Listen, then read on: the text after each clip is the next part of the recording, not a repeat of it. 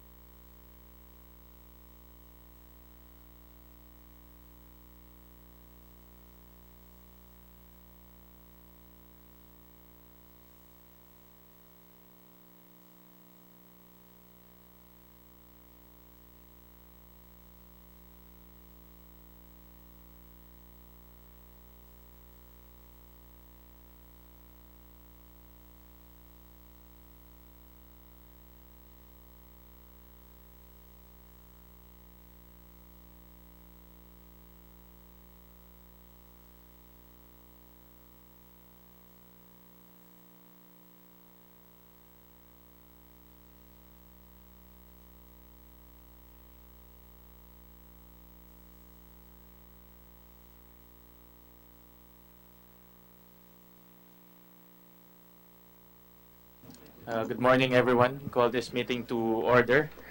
Uh, Once again, thank you very much for joining us this morning to this hearing. Actually, there are. This is actually two committees in one hearing. There were two. There were one. There was one resolution referred to this committee, and another bill referred to this committee, and we just merged them to save time because both resolution and bill uh, uh, is concentrated on Behnham Rise. The resolution number 50, is filed by Senator Grace Poe. It was referred to the Energy Committee, and this deals with updates, no, on Behnham Rise and recommendations from the different agencies to the legislature, specifically Department of Foreign Affairs, Department of Energy, and University of the Philippines. And the bill, authored by Senator Sani Angara, calls for the creation of Behnam Rise Development Authority.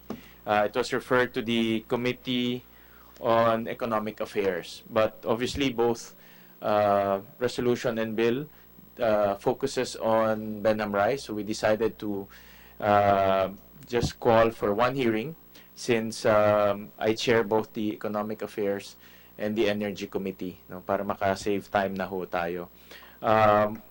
Actually, this is a very exciting hearing because, as we all know, undisputedly, Behnam Rise is within the sovereignty of the Republic of the Philippines. Undisputed na ho yan. And from my initial research, there's tremendous potential in terms of energy independence. Actually, mababaw pa ho yung research ko, but just going through the materials, it's very exciting because for many decades, years, and even centuries, I think the Philippines has been striving to become energy independent and to somehow, once and for all, no, generate our own source of energy and eventually power.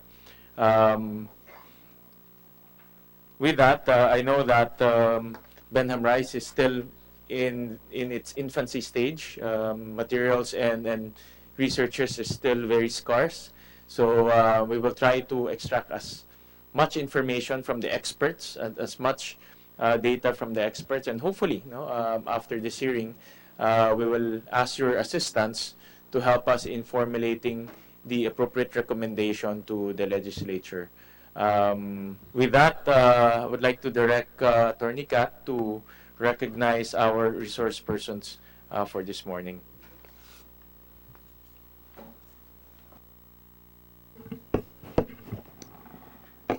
Thank you, Mr. Chair. We'd like to acknowledge the presence of our resource persons and thank you for joining us today.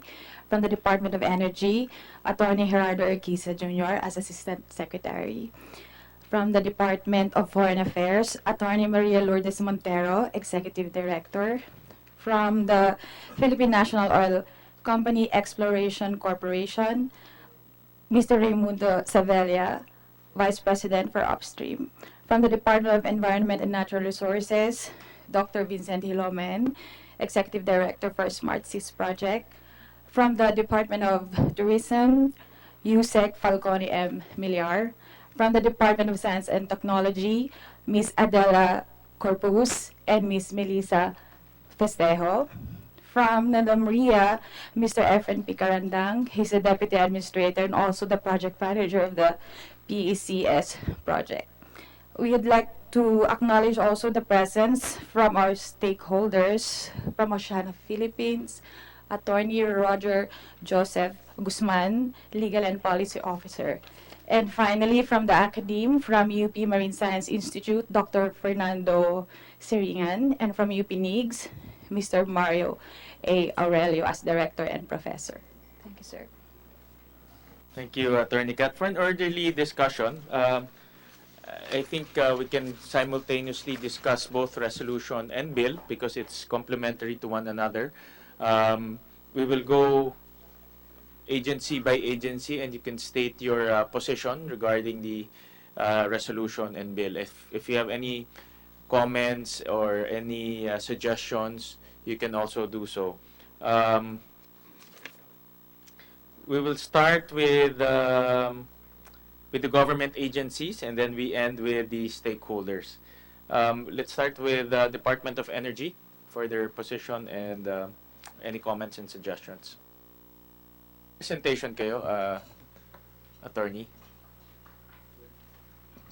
Good morning, Mr. Chair. We'll just submit our position. Do you have a PowerPoint presentation? For now, wala po. Wala, sige Yes, po. yes, yes. Good morning, Mr. Chair. Insofar as energy is concerned with the Behnham rise, previous statements were made that there is yet no information. In determining whether or not there is possibility of oil and gas, the study that is usually done is a seismic survey.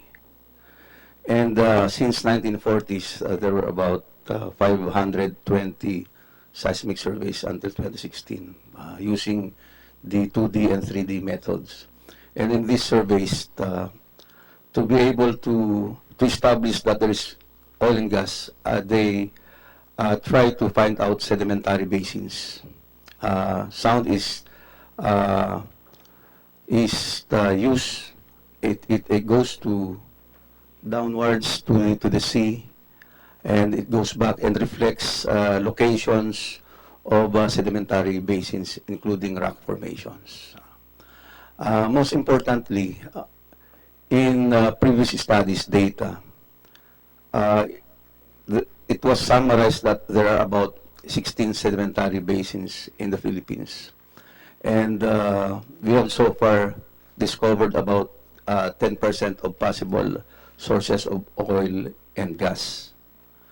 Insofar as the Behnham rise is concerned, this was not yet included in these past surveys, except once the BGR company of based in Germany.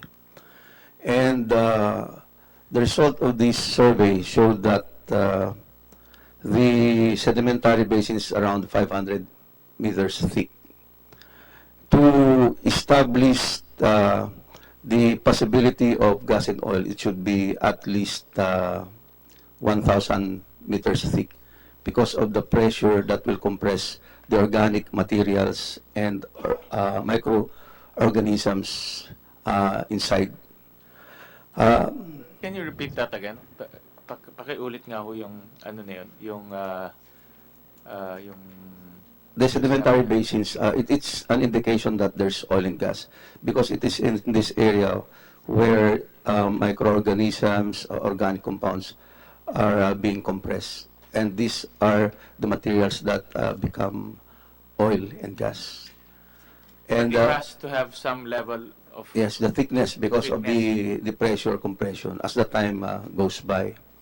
In the previous survey made by BGR, but that was in 1977, so that is 40 years ago already, and the technology at that time is not as advanced as now.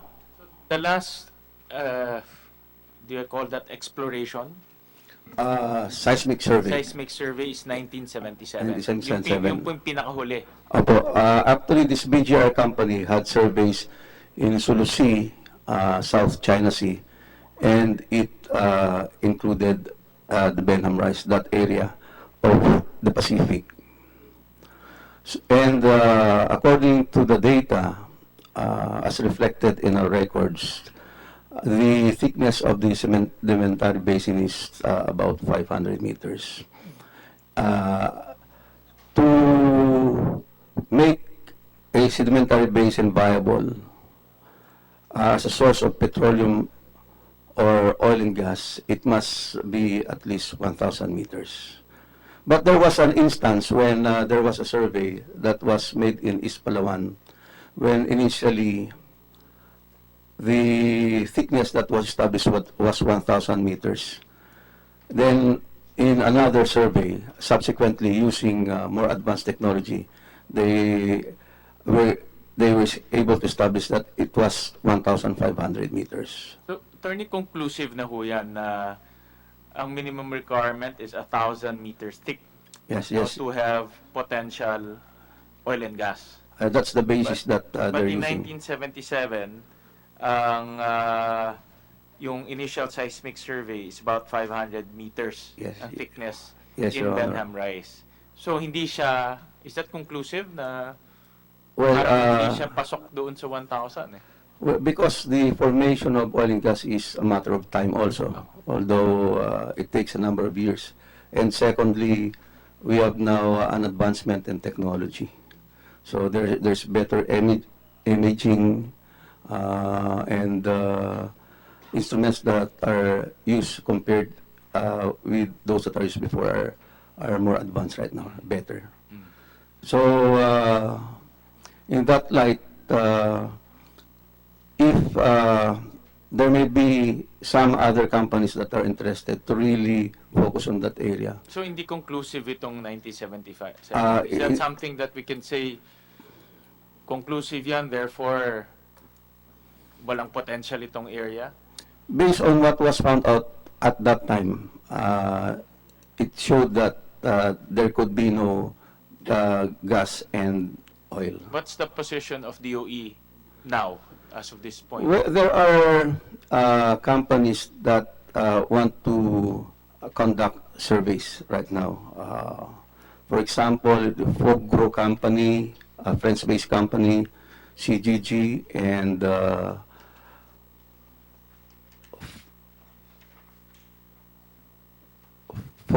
I'll check. Fogro company is presented once in PNOC.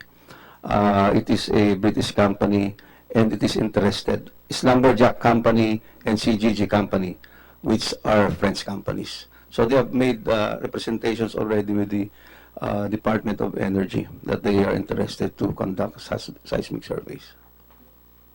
In other words, based on the 1977, parang walang potential. But At then that time. again, some companies Are are still interested. interested. Yes, Ano yes. yung nakita yes. nila na hindi nakita nung 1977 study? Well, because they say that based on the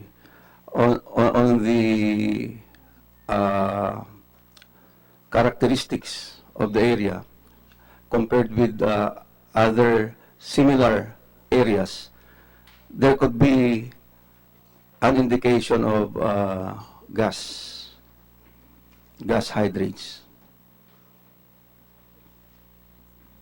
Did they share? compared with similar hypothesis or premises of some people who are involved in the industry. Since it is similar to some areas with gases, then there might be.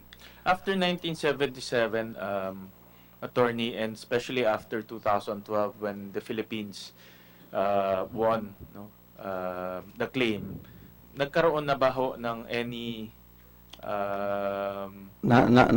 government-sponsored or privately sponsored seismic study doon sa area? None yet, insofar as seismic service is concerned.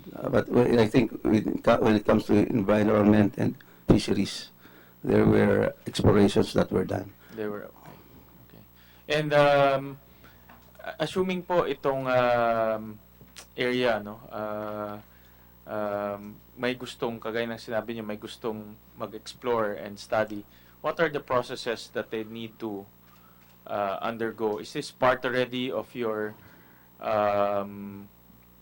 PECR activities? Hindi pa po. Ang mauna kasi dyan, when you make a survey, it's about $1,000 per kilometer. So it's really expensive.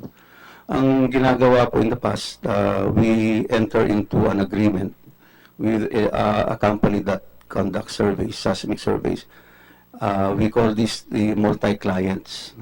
And they make the survey and they are given an exclusive period within which to sell the information. But in the meantime, the information is owned by DOE. So When there's a clear data already that is processed, normally DOE beats this out, and the PECR follows.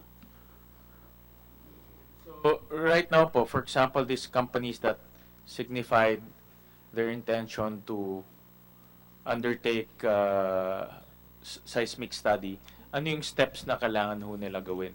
Papasok po sila sa amin na makipag-usap magkaroon ng multi-client agreement that they're going to conduct surveys doon. And yung data, they're given the right to sell and market it muna. Pero after that period, pag-ari na po yan ng Yan, kailangan, DOE. hindi na kailangan ng bidding yan? Hindi po, Say hindi po. government to ano yung government? Hindi po kasi wala pong involved na bayaran na pera po doon. So, just agreement lang to? Just Opo. purely on a bilateral agreement Opo. lang siya? And then, attorney, yung nasabi nyo kanina, yung anong period yun? How long is that period? Yung lock-in period niya. Diba? The Ang previous, mangyayari yan, ako gagawa ng study, Opo. pero bigyan mo ako ng time para ibenta yung study. yung template po namin at in the past ang nakalagay doon 10 years po. 10 years. Opo. So for 10 years, I have a lock-in period of 10 years in which I can Sell and market the data. sell and market the data. Kasi doon po sila bumabawi doon sa expenses po nila. Wala pa hong ganitong agreement with anyone right now? Meron po yung mga in the previous ones gaya ng mga Malampaya, In Behnham Rice in Gallup, particular? sa Behnham Rice wala pa. Wala po, pa. Wala Wala pa. pa. May mga form, Except yung may mga ano ba serious na letter of intent, serious letter of any serious proponents who are looking to yung Slumberjack po saka yung si GG nagpunta na po sila sa DOE. when was this? Pero early this year po. Okay. Pero wala pang hindi pa bumabalik. Tapos yung I understand yung Hugro nag-present na yan dati sa PNOC based on yung nakita ko na records na presentation nila. Alright. Okay. Attorney, itong resolution and bill na final po ni Senator Angara, any comments relating to this? No? Especially po doon sa bill na final ni Senator Angara, meron ba kayong comments? Well, maganda po. It would be His proposal is to create a separate authority. But this authority will be a super authority to, no? If you read the provisions. Any comments? well, as far as Kasi kayo ang... I have knowledge po, malaking potential dun sa area, no, na not only in terms of energy, and also in tourism. I understand there's an economic zone right now that needs to be developed very well. So, based on my knowledge, I used to work there also. Saan? Sa APECO? Opo. Mm. So, based on my knowledge, it has a great potential, and it will be good if the authority will be established. Will be created. So you don't... DOE is not objecting to the creation of a separate authority. We don't see any conflict, Your Honor. Sorry? We don't see any conflict. You don't see any conflict? With the DOE. And in the bill, meron ba ho kayong suggestion or anything that you see you want to add or subtract? We'll just officially submit to Submit our na lang po. position, so it will be more comprehensive, Mr. Chair. Paki-submit na lang po. And then dito po sa resolution ni Senator po, we also need ito sa kanya kasi is really more of a process, no, rather than the end product, no. What we need from DOE really is how to, pwede nyo naman isama ito in one position paper, Yes, no, how Mr. Chair. to undertake the resolution of Senator Grace Poe. Yes. Magkano kakailanganin, ano yung gagawin, And if you agree with the authority, then it actually merges, no? Itong resolution and bill actually merges into one, no? So that's why I decided to hear na lang both resolution and bill because really it's a complementary legislation, no? So kung pwede niyo pang comment itong dalawang ano kasi major player po ang DOE. Alright. Thank you, Attorney. We'll Thank go you back po. to you later on, ha? Kasi Apo. marami magka-criss-cross tayo mamaya with a lot of the different agencies. Opo. The next resource person is Department of Foreign Affairs. Ma'am? Good morning, Mr. Chair. The Department of Foreign Affairs supports the resolution as well as the bill. We have no objection to any of the provisions.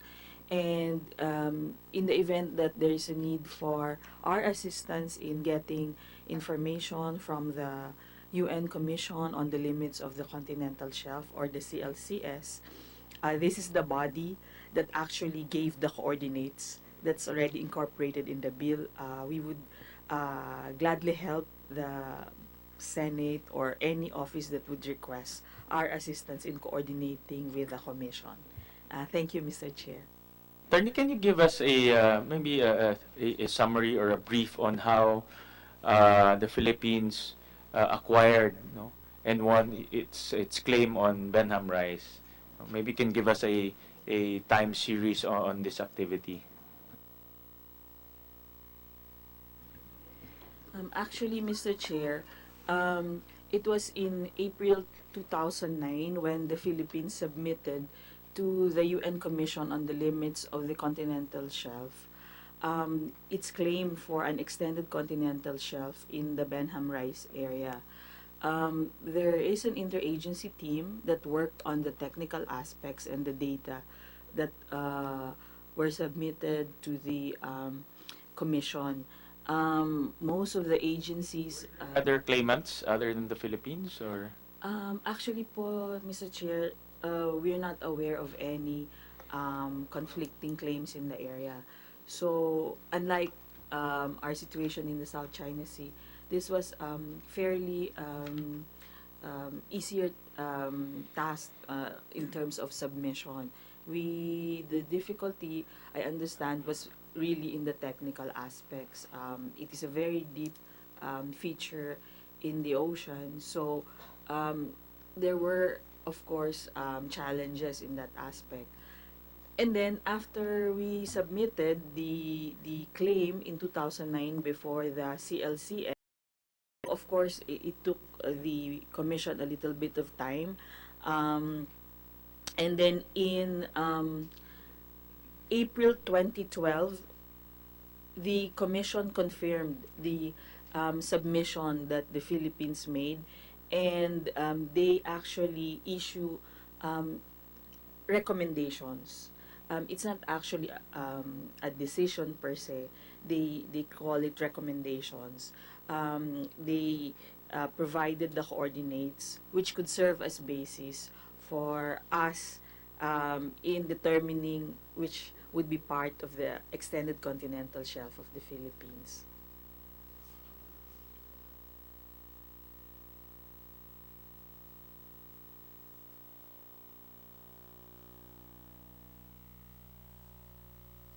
And then may ruling na ho to, no, attorney?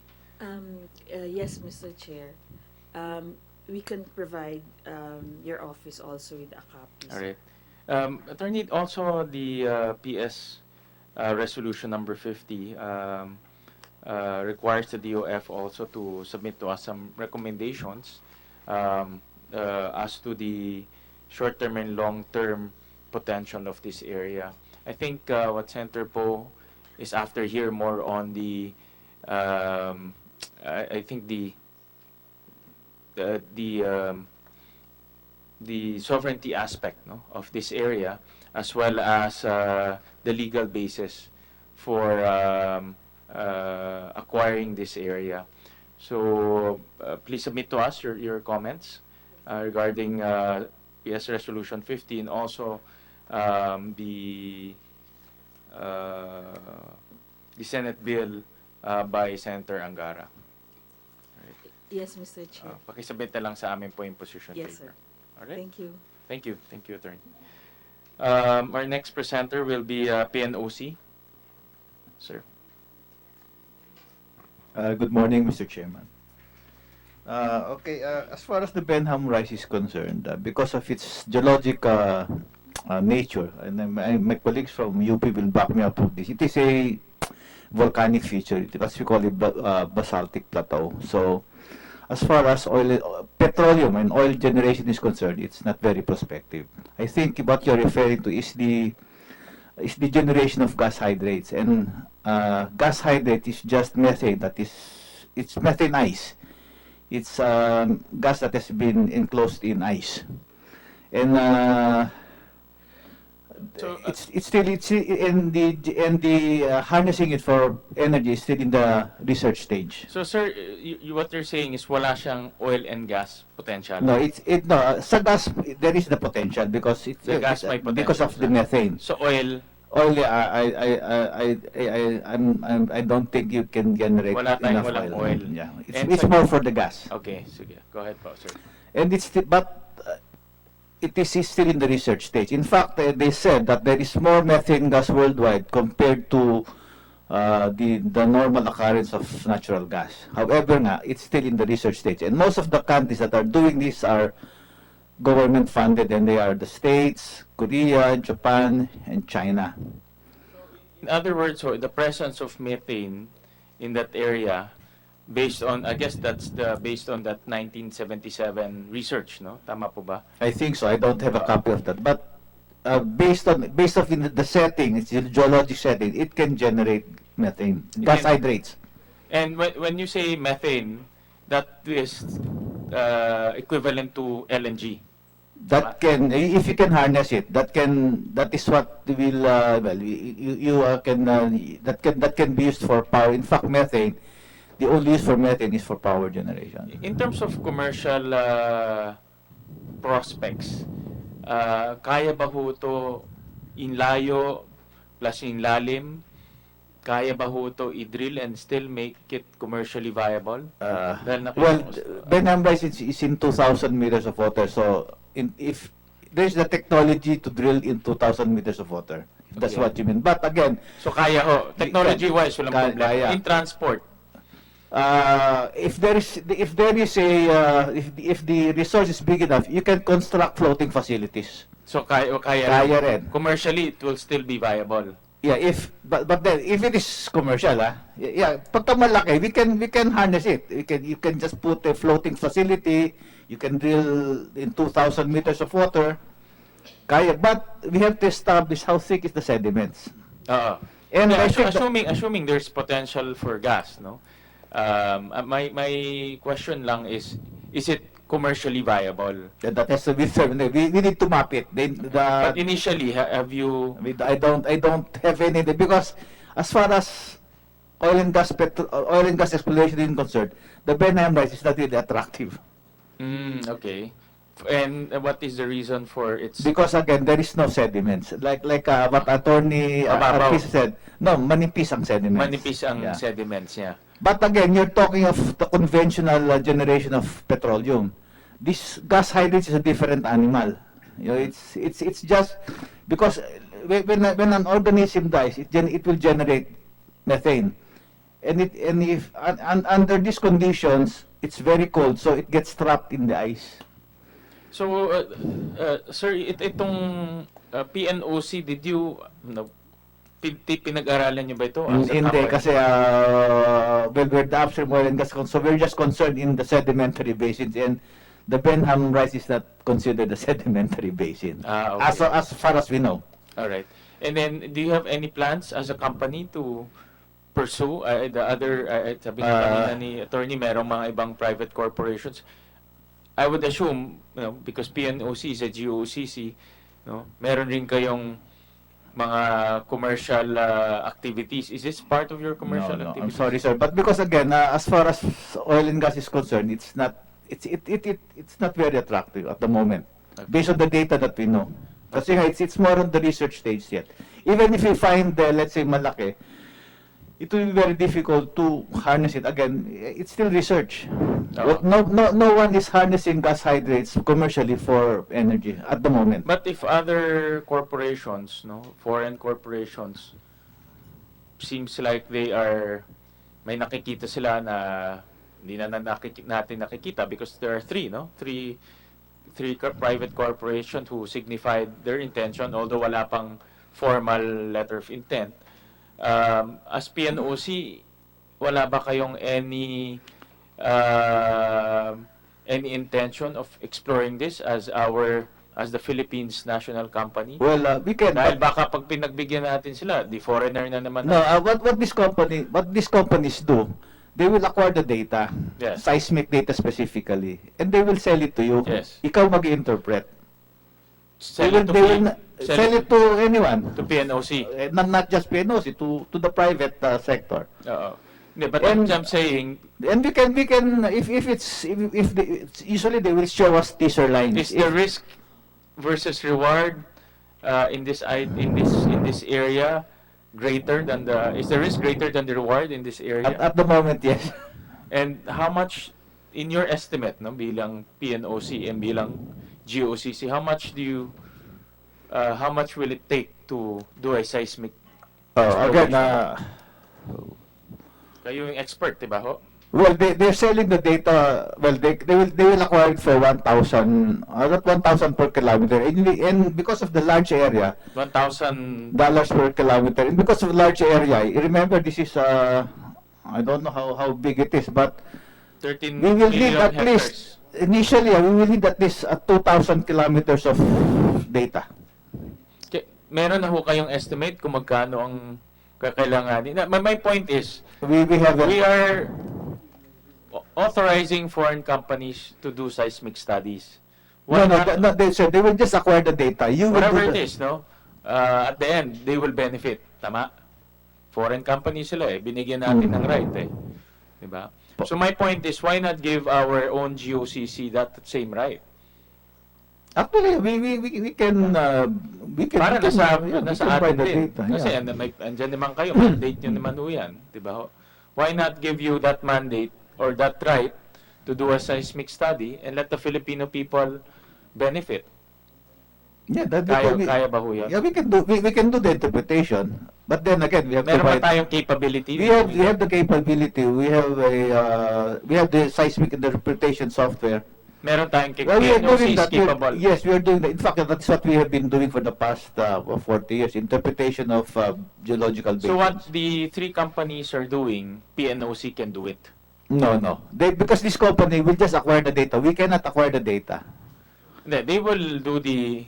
They will acquire the seismic data. They will give you the data and you interpret the data. Who will undertake the seismic data? The survey, you mean, these companies, Fugros, Lumberjay, CGG, Sila ang gagawa nun. they will survey it for you, bibenta sa yung data. Right. And you will interpret Hindi, ang tanong it. ko, kaya ba gawin ng PNOC yung survey? Gagastusin, mahal. Mahal. It's expensive. And we have to- usually companies, oil companies will outsource the acquisition. So we don't have, do we have that capability or we don't have that? We don't have the capability. So we don't have the even though we have the money, we have don't have the capability. No. Okay. And that capability cannot be created in the next few months. For example, may pera. We will say, PNOC, sige, kayo na gumawa ng seismic study. Instead na bigay namin dito sa mga foreigners. Sa Hindi, French. wala kami. Bigay namin sa We don't Pinoy. have the boat. We don't have the, Okay. We So don't wala have the tayong equipment. Wala tayong equipment. These are very special, highly specialized survey ships. We So, don't. so PNOC cannot No. cannot do it. Okay. Kaya bibili lang namin yung data, sir. I think yung position paper nyo naman will emanate from DOE, no? Oh, yeah. Being a We are under the DOE. subsidiary of the DOE, no? Yes, And sir. in the bill naman ho, I think DOE is the prime proponent here, no? So, thank you very much, sir. And can I add something, sir? Sige po. In the resolution, why don't we add? I recommend that we add the Mines and Geosciences Bureau because of the manganese, well, at this stage, because of the metallic minerals that can be studied in the Behnham rice because of its geological environment. Mines and Under the DNRs, or the DNR na lang, sir. SMGB. Yeah. Sige po, we'll take note of that. All right. Our next presenter will be DNR. Andito pala yung DNR. Sige po. Good morning, sir. The Biodiversity Management Bureau of the DNR was interested on Behnham rice right after the 2014 DOST-funded expedition of the UP Marine Science Institute. That expedition has shown that there are many pristine condition of mesophotic reefs, and it tended to show that the genetic potential is very, very high of the marine genetic resources. So since that study came out, in 2015, the BMB initiated a lot of current participatory multi-stakeholder consensus building methods, asking various stakeholders such as the NGAs. On security, we have the Coast Guard, the National Coast Watch, and the Navy. For energy, the DOE as well, NEDA, DIL, GDA, BIFAR, DTI, DOT, the academe, and the NGOs, Oceana, WWF, and CI. So we have several meetings already, and those meetings led to the development of a management framework. The management framework, and looking at the law that is being introduced by Senator Angara, we would like to say that in that initiative, we want that the framework should consider sustainable economic development, and with that, they should not forget to sustain, maintain, and conserve the ecological integrity of Behnham rice as well. The discussions also showed that the area, the Behnham rice, is a spawning and feeding grounds of important commercially species such as the bluefin tuna, which is now considered to be endangered, even the yellowfin tuna, just to mention a few. And we have a draft of the Behnham Rice Management Framework from which we will submit our position regarding the law that is being introduced, sir. And on the resolution to support the research, we fully support that resolution as well. Thank you po.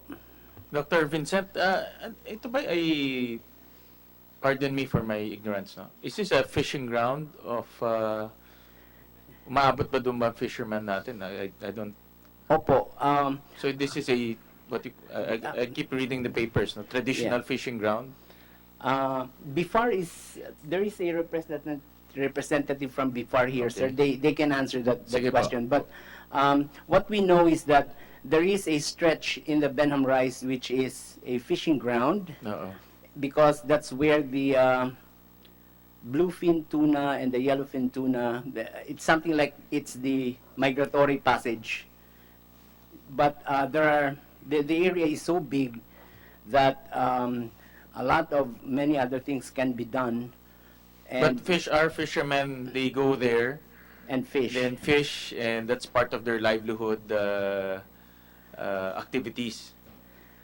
Sir, sa BIFAR na lang po siguro Andyan mamaya. ba Kasi, hindi ko sir alam Ano ba ang kung BIFAR? pati ang artisanal nakakarating doon, because it's a very, very malayong lugar na yun, sir. Oo nga, Baka commercial fishers ang nakakarating. Saan po yung taga BIFAR? Okay, can you join us here on the table?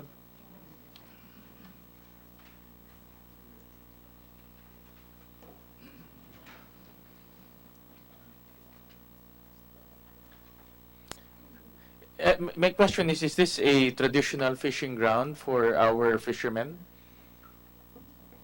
Sir, I'm Peter Ekanapon from Bureau of Fisheries and Aquatic Resources. Sir, based po sa aming records sa opisina namin sa Region 3, meron po tayong mga small-scale fishermen na nakaabot dun sa Behnham rice. At usually ito po ay mga hook and line, sir, yung gumagamit lang ng hooks, na usually nakakahuli po ng malalaking yellowfin tuna at saka yung billfishes na tinatawag o sa Tagalog ay malasugi. So, maabot talaga sila doon. Yes, sir. Okay. And then my next question is, for example lang ho, sir, any one of you, no? For example, no, government decides to award concessions in that area and they will start drilling. Magkakaroon ba ng problema in terms of disruptions in livelihood? I recognize the presence of Senator Lauren. You needed quorum now. I'm going to another meeting. Of course. Yes. I'll just listen 2 minutes. Okay. Magkakaroon ba ng disruptions? Ma'am, we're discussing about Behnham rice. Senator Angara filed a bill to create an I authority. deposited the instrument of ratification in New York. Okay. Di ba? Was that? I was the one. You were part of the first delegation. I was the first delegation. I was in a delegation that deposited the instrument of ratification of Behnham rice, if I'm not mistaken, correct? Yes, yeah, that was here. Huh? Yeah, in New York. Kailan, how long ago was this? Oh, correct. Payat pa ako niyan. Sige.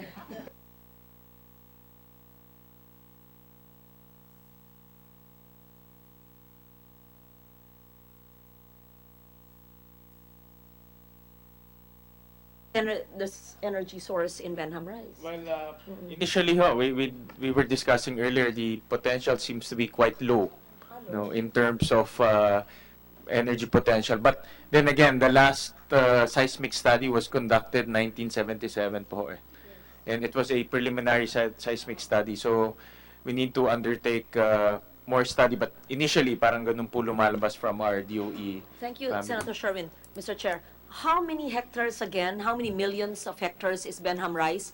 If the Philippine archipelago is 30 million hectares, I know that Behnam rice is equally big. No, I want to be... Ilan nga ang whole Behnam rice? Good Dr. morning. Mr. F. Good Go morning, ahead, Mr. Mr. Chairman. Good morning, ma'am. Yun pong Behnham Bank itself, which is within the 200 nautical miles exclusive economic. So I think I have a slide, is 10.8 million. But the extension that we submitted to the UN is another 13.5. So we're talking here, yes, we're talking here of about 24.4 million hectares. So it's really Almost as very big as the whole Philippines. Yes, Yes. almost. Do we have a database of the kind of resources, mineral, oil, gas, energy resources within Behnam rice, the bank and the EEZ? Do you already have it? Not yet. Wala pa ho, ma'am. Oo. That's Yeah. what we are actually discussing, and that's what the resolution calls for, an extensive study. No? Pero wala pa ho. After the 2012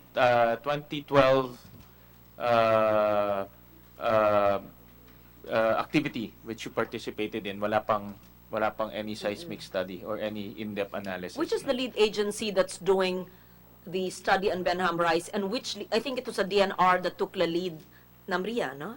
That took the lead in studying and pushing for the declaration of Behnam rice as part of the Philippine territory, right? DFA and DNR, no? Okay. Senator or Ed? Sani. Filed the resolution. He filed a Yes. bill to create an authority. I see. No? Because Okay. the concept here is to be more holistic.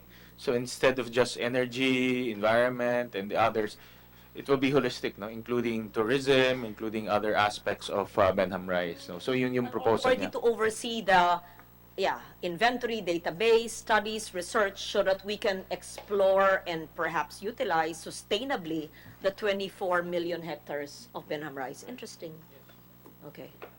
It was during Sec Pahes time and DNR, no, that it was done. But even before Sec Pahes time, in short, may we ask, Mr. Chairman, I have to leave for a meeting with Secretary Dominguez naman that's about the tax reform package. But I'd rather actually stay here because it's my greater interest, but I'm committed to go to OSP.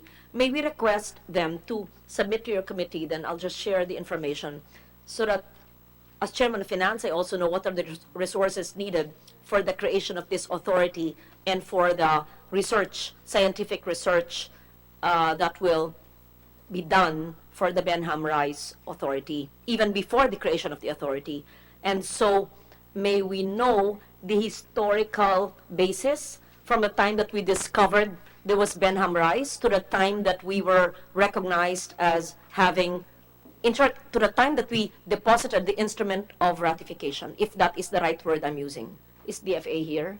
Yes. Is that the right term? Is it the instrument of ratification? No. Baka mali ako. Ma'am, we actually filed our claim before the Commission on the Limits of the Continental Shelf, and the Commission rendered its recommendations. Instead of a ruling or a decision, it's actually recommendations. So mali ako. I stand corrected. There was no treaty that was ratified. So what was the instrument of blank that we deposited in New York? Just so that I can be corrected. Actually, ma'am, it's like a claim. It's we Right submitted a word for that. paper, ma'am. It's like a paper that we submitted. It's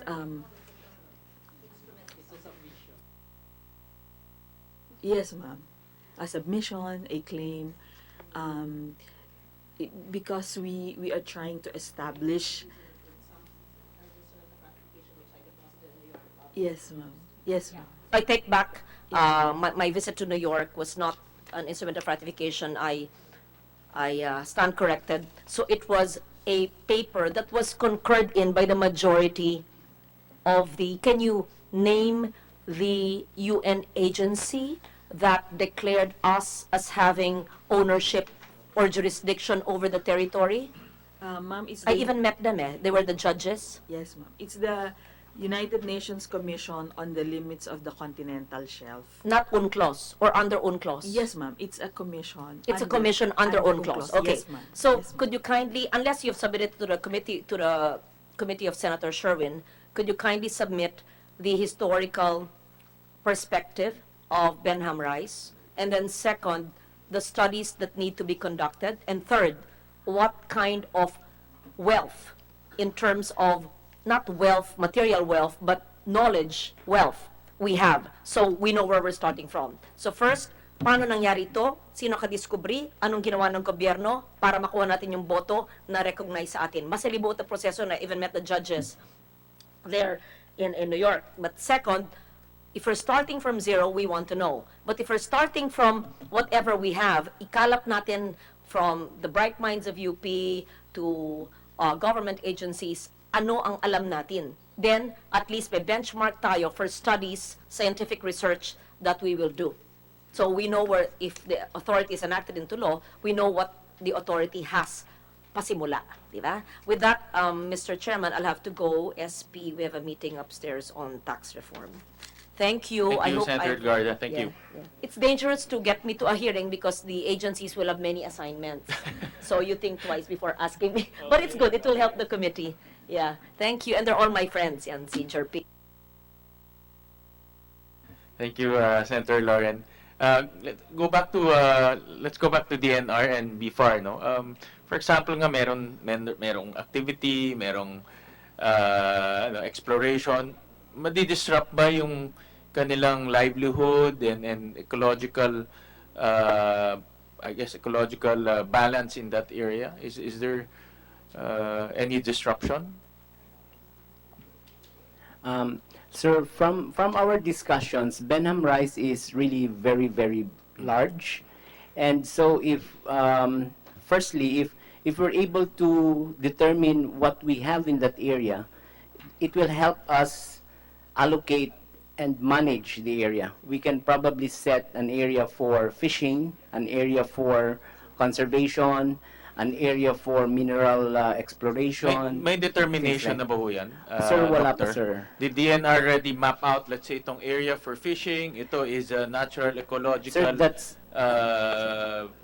area, or ito dapat protected area. Have you already mapped out all of that? Sir, not yet, but that is part of the plan that we have started to This is document. particularly for Behnham Rise. Sir, yes, sir. Okay. This is a Ano ho result yan? of a consultative meeting. Can with- you discuss briefly kung ano ho yan? Yeah, this is a draft of the Behnam Rice Region Management Framework. Okay. The purpose of this is to try to make a roadmap on how to best manage the region by doing first, finding out what do we have, what resources we have there, and then try to discuss within the government how to Nag-umpisa best na ho yan, manage. sir? Sir, initial meetings pa lang, but we have the framework already. Okay. Yeah, we can share this, sir, sa group. Meron na hong pondo yung framework na yan? Are you already launching that framework or Wala meron pa, na hong- sir. Wala pa, sir, pondo, because in the activities and targeted, we are requesting funding from. Ano bang I mean, this is funding? a 24.4 million hectares of underwater territory. So, Yes, sir. I mean, it will take Years talaga. years and Mm. a lot of manpower to do some Yeah. form of. I think. Pero with Google Earth yata pwede nang mas, Mm. I guess, mas madali na, no? But I'm just saying, when are you launching this framework so we can see some results, and when are we concluding this framework? That's a very good question. But, we will meet again in May Okay. because the meeting just was completed in February, this February. So the next meeting is in May. There's a lot of assignments given to the different NGAs. Okay. And from there, we will proceed and we will inform your group, sir. Doc Vincent, your committee. nakita naman natin, no, because of its vast areas, we are touching on several aspects, potential aspects of this Behnham Rise, no? Earlier we talked about oil and gas, pero medyo tagilid yata. Now we're talking about livelihood, fisheries, ecological balance, later on tourism, and other, wonderful aspects of this area. Ang tanong ko, we are now conducting, each department is doing their own Behnham Rise activity, no? Baka sabihin ng DOE 1 point, hindi, lahat gawin nating oil and gas. Tapos sasabihin, hindi, this is ecologically, it should be ecologically protected. Baka magkaroon tayo because of its fragmented activity, magkaroon tayo ng problema in the future. What do you suggest to avoid that? Sir, during the discussions, that is what is exactly being addressed by the framework. But that is only that- DNR. Um, Did you consult DOE, Yeah, DOT? Yes, sir. Ano lang kami, sir, instrument na kami to initiate the discussion. Kasi nakakuha kami ng pondo from the department to start discussions on this. But the Multi-departmental. multi-agency, sir. Multi-agencies. Yes, sir. So, invited po The namin problem lahat. is commitment. Correct, sir. Kasi Yun. you are co-equals eh. Yes, sir. Pero initially, there was this National Coast Watch headed by Commodore Alano that was looking after this as well. They're also represented in these meetings. And during the past administration, sila, sir, ang nangunguna. Tapos, after during the Duterte administration, BMB na po ang nagkaroon ng initiative kasi may pondo po kami for this. Doc Vincent, itong framework is initial stage pa lang ito. Yes, sir. ano? Initial stage. And what do you think of of this proposal of Senator Angara, no, to make it, I think the essence, wala si Yeah. Senator Angara, but the essence here is to make it more holistic. No? Yes, sir. And there's one driving agency, to make sure that everything is instead of a fragmented approach, Right. it's an authority that will drive the planning, exploration, as well as the other aspects. What do you think of that? To be honest, I just got the bill just when I entered this room. I haven't read it, but the idea is really principle, good. in principle. In principle, there must be one body that should orchestrate everything about Behnham Rise. And the framework, the characteristics of that body are articulated in this framework, and we will submit this to you Okay. for consideration. All right. we support that kind of an initiative, sir, na may mag-orchestrate. Okay. That would really be very good. All right. Attorney Doc Vincent, can you look at the resolution as well as the bill and give us your official position paper? Yes, sir. Like I said, no, DNR again, no, will play a substantial role in the management as well as exploration of this area.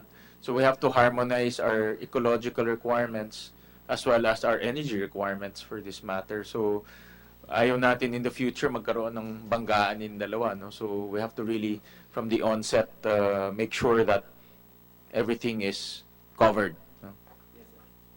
All right, Doc.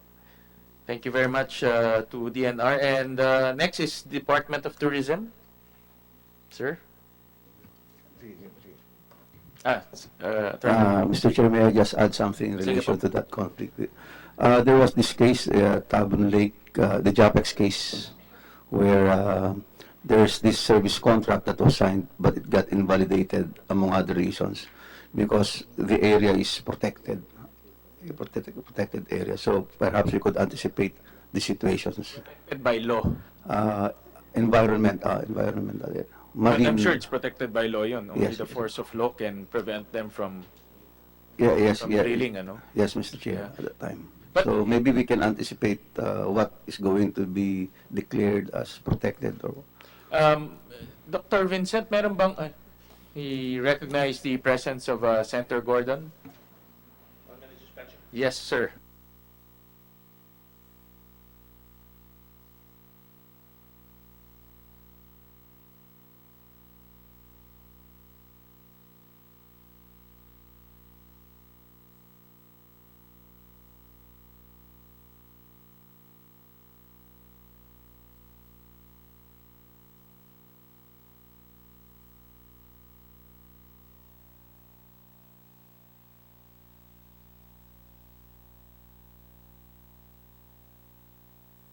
Yung problema ng Senado, medyo kulang ho kami sa tao. Kaya naghihilaan ho kami ng quorum. Member ba? Hindi ako member justice. False alarm. Going back to kay Attorney Jerpy, no? Dito sa Behnham Rise, Dr. Vincent, wala pa hong declared protected area by law? Sir, wala pa. So sir. talagang this is greenfield. Yes, sir. Kumbaga wala pang Yes, sir. ano. Okay, great. Okay. Department of Tourism, Yusek? Magandang umaga po, Mr. Chair. I have a specific instruction from our Secretary to express our support for the creation of the Behnham Rise Development Authority because we are properly represented in the Behnham Rise Development Authority. As far as Department of Tourism is concerned, we support the creation. And as to your question, Mr. Chair, if the exploration would affect the tourism areas, the adjacent tourism areas. I was discussing this with Attorney Jerry from the DOE. If the exploration would be so adjacent to tourism sites, so as to disturb the tourism sites, he said that exploration would be far away from tourism sites. So the adjacent to existing tourism sites would not be affected. In fact, the exploration would serve as a beneficial tool and would serve as a landmark for Behnham Rise, wherein adjacent tourism spots would benefit from that. Also, the exploration would make the Behnham Rise known. It would create interest from foreign visitors, and that will draw increase in our tourism arrivals.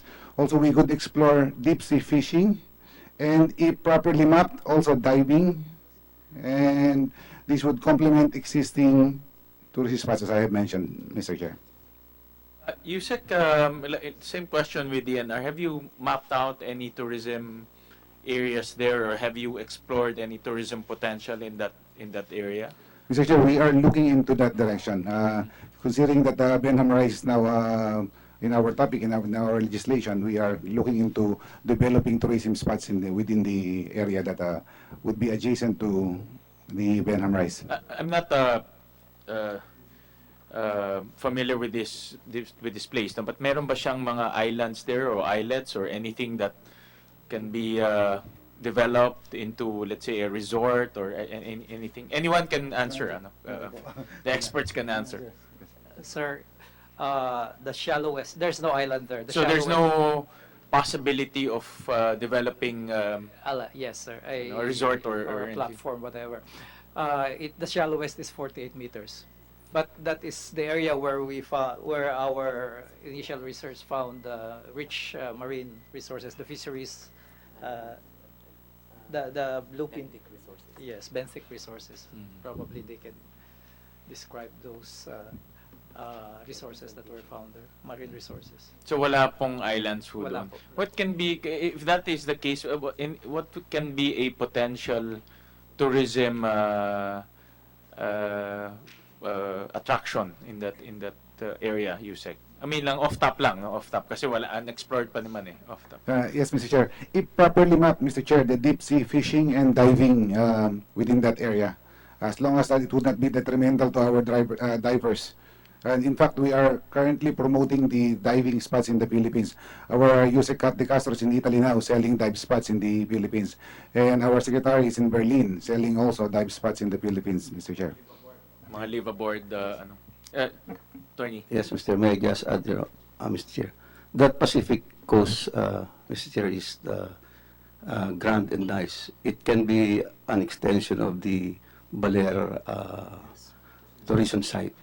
Because as you go northward to Casiguran, which is 120 kilometers away, you have a beautiful coastline. Good for beaches, beach goers, and for surfers. They have also like caves like in Palawan. They have there's this designated mountain hiking area. It's good for camping. It's very nice. They have white sand also. So it's just unexplored until now. Kasiguran yun, ano? Kasiguran, that's 120 kilometers. But the roads now developed. That Kasiguran area is directly adjacent, perpendicularly, almost to Behnham Rise. Yusek Miller, yung I know this is a huge area, no? Aurora and everything. I'm just thinking ahead. For example, we discovered gas and we decide to put a gas terminal in that area. Will it disrupt any of the tourism potential of, let's say, Aurora, Isabela, that corridor? No? Have you looked at that angle? Because obviously, if you will harness gas, you need a terminal, no? to store it and to deliver it inland. Nakita niyo ba na baka magkaroon tayo ng problema in terms of that corridor, no, Isabela-Aurora corridor, na pag nagtayo tayo ng terminal doon? Mr. Chair, we would like to propose also a multi-agency that would conduct the study with regard to that direction. But as I had said, Mr. Chair, the exploration of the Behnham area, Behnham Rise, would create interest within our neighboring countries, which will draw tourist arrivals in the Philippines, and also maybe the world will be interested in seeing the Behnham Rise. And the exploration would also would serve as a marker for Behnham Rise, and that would be a marker for our tourism, for adjacent tourism sites. Yusek, may alam ba kayo na ganitong situation in the whole world? Let's say, I guess Gulf of Mexico lang na medyo pumapasok sa isip ko, or Persian Gulf for that matter, na may malaking area, potential for oil, ecological attraction, and then ginawa nilang tourism. Meron bang ganyan na examples that we can pattern or model at? Meron ba kayong naisip na ganun? Mr. Chair, that is a big possibility. Kahit yung sa mga exploration natin dun sa Pagudpud, yung mga malalaking that serves as a tourism spots also. In Boracay, we have that also that serves as a tourism spots. Kasi like for example, in the Gulf of Mexico, maraming platform doon eh. No, I haven't been there, no, but I would just compare this to that area na meron siyang exploration, mayroon siyang some tourist attraction, no? And the exploration itself becomes a tourist attraction, no? Meron bang ganyan mga models that we can pattern? Mr. Chair, my wife has just been to Mexico, and I have not been to Mexico, but she was telling me that the tour guides were using that as a matter of tour attraction. Yes. Oil rigs. Yes, sir. Yeah. It's very interesting rin eh. Some people might find it interesting to go on an oil rig or share an oil rig. No? Attorney? Yes, Mr. Chair. The facility that will be passing through any tourism site, Mr. Chair, will be the pipeline. We have Malampaya, and there's a 500-kilometer pipeline going to Batangas. And I think Batangas has a lot of tourists or people going there also. It's not the tourism industry is not disrupted also. So the facility that will be there, passing perhaps through this tourism site, will be the pipelines. Thank you. Yusek, meron kayong comment regarding the bill? Comments? We have the specific instruction from the Secretary to support the bill and the resolution. We will submit our formal comment, Mr. Chair. All right. Thank you, Yusek Millar, Thank you, Mr. Chair. for sharing your thoughts. And just submit to us your position paper on both the resolution and also the bill. Yes, Mr. Chair. All right, thank you. Thank you. Our next presenter is Department of Science and Technology. Ma'am? Good morning po, sir. I would just would like to share the information muna po sana that the Department of Science and Technology through PICARD is not implementing any program or project, but rather we fund po science-based researches on Behnham rice. In fact po, yung sinabi po kanina ni Dr. Vincent Hilomen, in 2014, the OST was able to fund the first all-Filipino cruise to the Behnam rice. And subsequently, meron pong another cruise last June 2016. And hindi po kami kasama. Hindi We kayo just kasama? fund the cruise po, sir. Okay. Ang Sino po ang mga kasama dun sa ang nandoon po ay ang UPMSI, kasama din po yung UP Los Baños, UP Mindanao, together with some Philippine Navy, Philippine Coast Guard. Pero in 2016, nakipag-collaborate po sila with Oceana, How long Philippines. was that? Malayo yan. So I expect days yan, no? How long 9 or was 11 days po, if I am not mistaken, last 9 year to po. 11 days? Apo. More or less. 2 ano? legs po yata ito, sir. And what is the conclusion? Sir, Can you share with us the conclusion? Sir, wala po. Yung first cruise po, sir, in 2014, they were able only to be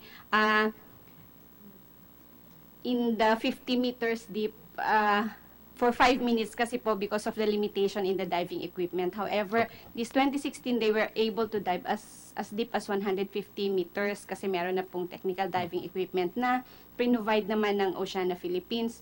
Pero sir, dun sa mga nakita po nila, as of now, hindi pa po kasi kumpleto. But we are going to have a publication, siguro po sir, later this first quarter of 2017. So DOST paid for the Yes, sir. cruise and the exploration. Opo. In collaboration po dun sa DNR, DA, and Multi-department yun, no? Opo. Sino po ang nasa DOST na kasama doon sa cruise? Ay, sir, wala pong sumama from DOST. Walang sumama from DOST. Sa nag-cruise. But who Pero will... sa MSI po, sina Dr. Siringan po ang Opo. nandoon. But since mismo you sa paid cruise. for it, I'm sure meron kayo some form of report or Yes, conclusion. sir. no? We do have the report, but it's not yet that conclusive. But the initial information po can serve as baseline. Can you share with data. us your initial information? 2014 pa po to eh. So, Ay, 3 years sir, after. Initial ano lang, kung ano meron kayong, diba, pumunta sila doon, ano ba nakita? I think, sir, Dr. Siringan, the director of UP Marine Science Institute, is in a better position Sure. to give us information about that, sir. When will you conclude that report? We expect their submission of the report, sir, towards the end of first So quarter. kanya-kanyang report to you, and you Sir- will Sir, consolidated report po siya. you will Pag-give sa consolidate publication. everything. Meron po yung sasubmit na consolidated report ang UP sa amin. Ang UP. So Apo. UP is, hindi ko masyado mano, UP is the lead The lead. agency po. Okay. Sige. We will ask the UP later on to explain. I think Oceana Philippines wants to. Yes, Mr. Chair, if I Purpose- may, Oceana Philippines was actually part of the last expedition, and we have here a marine scientist who was on board the vessel, who went to the Behnham Bank, the shallowest part of the Behnham Rise. So Attorney, we will go back to you. We'll just finish Sure. the other ones, and then para you can have a longer time to share with us your findings. just if there are any questions, we can just ask. Yes, her. later on. So, anything from the OST regarding Behnam Rise?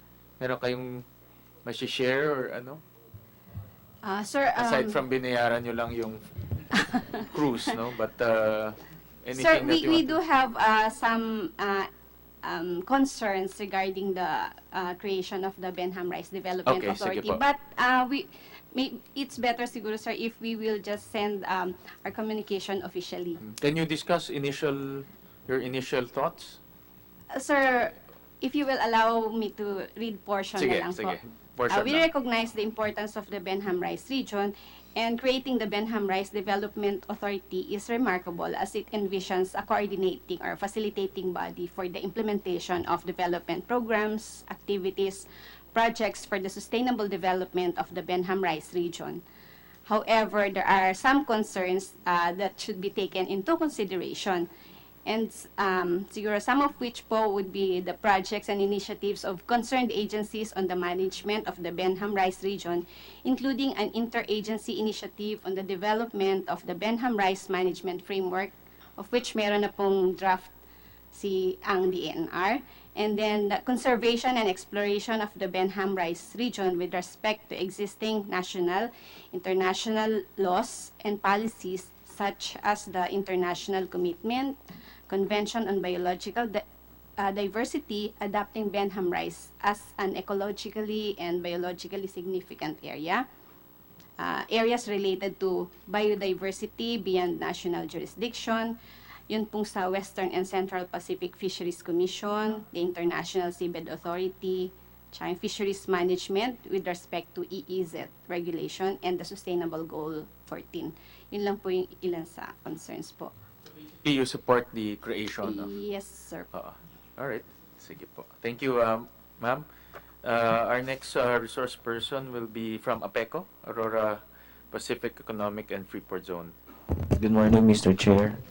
For APECO, we fully support the creation of the Behnam Rise Development Authority because we can offer tourism sites like what Attorney Jerpy Erguisa, our former president, we have caves, diving sites, surfing sites, mountain trails, and for the research facilities of the Behnam Rise Development Authority, we can locate it inside the zone. We have a specific area for education and research facilities, and we have also an area for light industry. We have a 12,000 hectare peninsula that's adjacent to the Behnam Rise Development Authority, and we can develop it for tourism purposes also, Mr. Chair. APECO may coastal portion ba yan? Ang APECO? Yes, Mr. Sorry, Chair. I've been there but I've never been inside APECO. May coastal ano ba siya? Yes, portion? Mr. Chair. A majority of it is a coastal area. It is composed of two parcels of land. The first one is 496 hectares. It's a rectangular area, and it's about 2-kilometer coastal line. And adjacent to it is the second parcel, which is the San Ildefonso Peninsula. It's a 12,427 hectares, directly adjacent to the Behnam Rise development. The Behnam Rise, Mr. Chair. So the entire APECO is owned by the government? Ano ba? For the 12,427, it's owned by the government. It's a public domain. But for the parcel 1, composed of 496 hectares, we have acquired at least 101 hectares as of 2015, Mr. Chair. So for yung 12,000 hectares, Owned by the government. owned by the government, Mr. Chair. Ano na siya, what is Public it? domain. Public domain but reclassified or still forest? Oh, Forest. it's our position that it's already been reclassified as an economic zone As an under the economic zone. charter. Okay. Yes, Mr. So the Chair. entire 12,000 is reclassified as economic zone. Yes, Mr. And Chair. then the balance, ano yung sinabi ng... The first parcel is 496 hectares. As of 2015, we have acquired 101 hectares, Mr. Chair. Okay. So 101 is government na ito. Yes, Mr. Chair. Yung balance na 300 We are in the process of acquiring ano ito, still private. privately owned. But this 496 is inside the 12,000. It's inside the 496, Mr. Chair. Diba 12,000 yung kabuuan? No, Paano ba yan? Di the ko- total is 12,900 plus. Okay. So the first parcel is 496, and then the second parcel is it's not adjoining. It's on a different side. It's in the peninsula, Okay. composed of 12,427 hectares. Okay. So the 400 and the 12,000 are separate? Are separate. Yes, separate. Mr. Chair. And where do you, in the bill, no, nakasulat dito na maglalagay ng office sa APECO. Saan siya ilalagay? Doon sa 12,000 or doon sa 4,000? Sa 400? Oh. I'm just trying to visualize, no? Well, if you're talking Where, about, where's the developed area, that 400? I would we just assume. started developing the first parcel, the 496 hectares. That's the developed area. That's the developed area. But for the 12,427, that is it's closer to the Behnham Rise area. It's not yet developed. We don't have a master plan yet. That's for my that area. next question is, I am assuming that the reason why it's located inside the PECO because of its proximity to Behnham Rise, no? How far is it to Behnham Rise?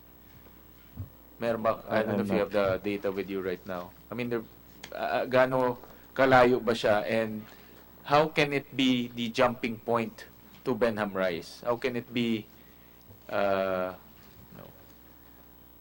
Well, if I will base it on in this map, Mr. Chair, it's basically adjacent to the Behnham Rise, and the benefits, or it's our position that it's strategical for the Behnham Rise Development Authority to be located inside the zone, because principally we can offer fiscal incentives.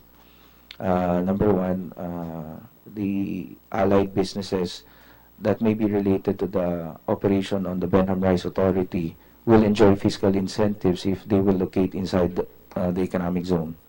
Pero kung nasa loob siya ng economic zone, we will need people, diba? We will need people to man the office, scientists, surveyors, etc., etc. Meron ba tayong talent in that area to get? We will need a lot of specialists, no, in different areas. Ewan ko kung madaling kumuha ng pool of specialists and tell them, oh, dito kayo mag-office sa APECO. So for kasiguran, we have the Aurora Ascot.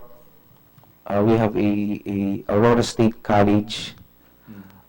So we have environmental officers there, marine also, and for agriculture, Mr. Chair. So you think it's not going to be a problem to get talents to man the authority?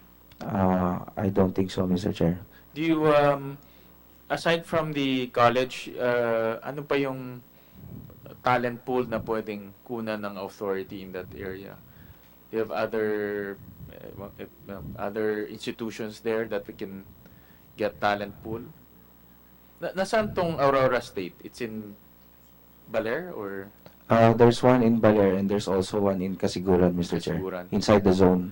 And other than them, other than these institutions, may pa bang ibang pwedeng kunan ng manpower and talent, specialist? I would assume makakalangan natin surveyors, tama po ba? Surveyors, geologists, expert in environment, this type of... I Expert would in- assume, I would assume na ganyan ang kakailanganin. So, expert in environment, we have plenty, but for energy, I don't Energy think... engineers. Engineers, not so many engineers. But for environment, we do have a lot of specialists in Aurora. All right. Sige po. Can you submit to us your position paper? Yes, Mr. Because Chair. you are specifically mentioned in this bill. Yes, Mr. Chair. All right. Thank you. Thank you. Our next is si Attorney Silva, who's wearing a different hat this morning. I think he was part of the United Nations, of the delegation that went to the United Nations to secure our sovereignty over this area together with Senator Legarda. I understand, Attorney Silva, that you have a presentation. Good morning, Your Honor. Actually, no, not Okay. not at the present, Your Honor. But I provided provided advance copies, Your Honors, of some introductory and information materials which were used back in the 2009 submission and the 2011 presentation to the United Nations Commission on Limits of the Continental Shelf. But if I may, Your Honors, before I would like to note that there are several other members of the delegation present here today. On the front table, actually, one of the leads would be the Deputy Administrator Eflin Calandang of the Namria, as well as Dr. Aurelio of the UP National Institute of Geological Sciences, who was also a member of the smaller group that represented the Philippines in the December 2011 visit where nangyari po yung Plato incident. Plato incident? At one point, Your Honor, this is unofficial, but at one point the United Nations Commission subcommittee under Dr. Awosika required us to make adjustments to our computations, and since we could not find any materials, we borrowed plates from the kitchen of the hotel, and we began drawing 60 nautical mile lines around from the points. The scientists were very resourceful, Your Honor. Insofar, Your Honor, as the project was concerned, Your Honor, we may note, Your Honor, that actually there is actually Attorney Silva, do you have this presentation with you? Kasi maganda ito. Baka pwede natin ipakita to sa... You can run through this fairly quickly. Maganda siya for the information. At least everyone is in sync, no? Yes, Your Honor. I may note, however, that presentation, Your Honor, because it was sent by email, was edited to remove potentially classified information. Okay. Can you share we can elaborate some of the... Yes, Your Honor. Some of the illustrations and arguments here. No?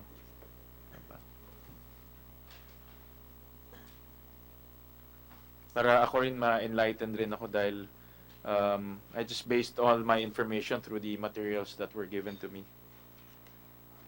Andyan, Joey. Ha? Ito. Yan, sige. Alright. Ano, paki-twist na lang yung inyong katawan. Your Honor, yes. Subject, Your Honor, to correction from Dr. Aurelio and Deputy Administrator Calandang, who are actually more expert at it than I. And also, may we also note the fact that we, regrettably, one of the lead scientists of the project is no longer with us. He would be able to present better po sana si Dr. Teodoro Santos, who passed away a few years back. Going to the third page, Your Honor. This presentation was given way back in 2011, so some of the information has to be updated.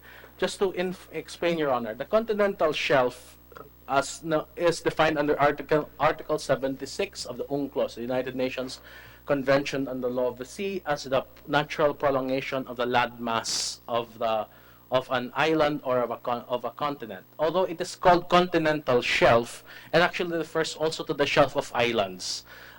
There is actually a legal terminology inconsistency between UNCLOS and our law, because sometimes our law uses insular shelves, but actually it refers to the same thing.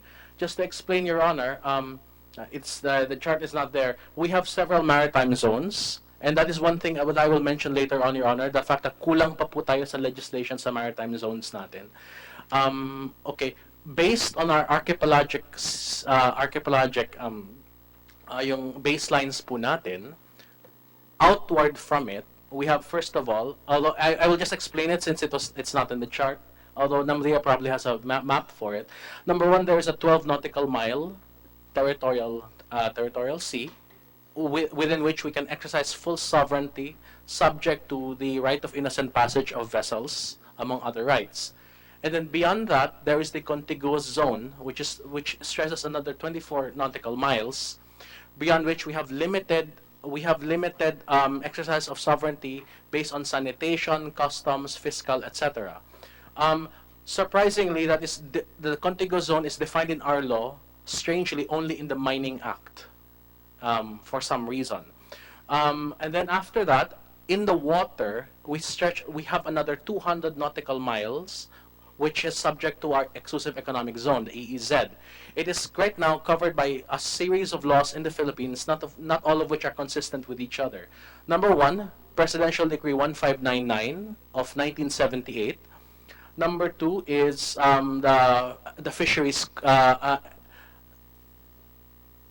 Yes, and number two, Your Honor, is the Fisheries Code, and number three is the DNR Administrative Order issued in 2000 implementing the Fisheries Code, and then finally we have again, this is only the zones outward from the continental shelf, outward from the archipelagic sea lanes. We also have the continental shelf, which refers to not to water but to the soil and subsoil. That refers to the continental shelf. The difference between the EEZ and the continental shelf is that number one refers to the water resources, and the other refers to soil and subsoil. But the second difference is that the EEZ cannot be stretched beyond 200 nautical miles. It's fixed. But the continental shelf, by default, although it is 200 nautical mile, can be extended along the natural prolongation based on the standard set in Article 76, subject, however, to two limits, that it cannot go beyond 350 nautical miles, and furthermore, there is another limit based on depth, Your Honor. So it was on the basis of this that we made the submission to the United Nations. Next slide, please. Wala.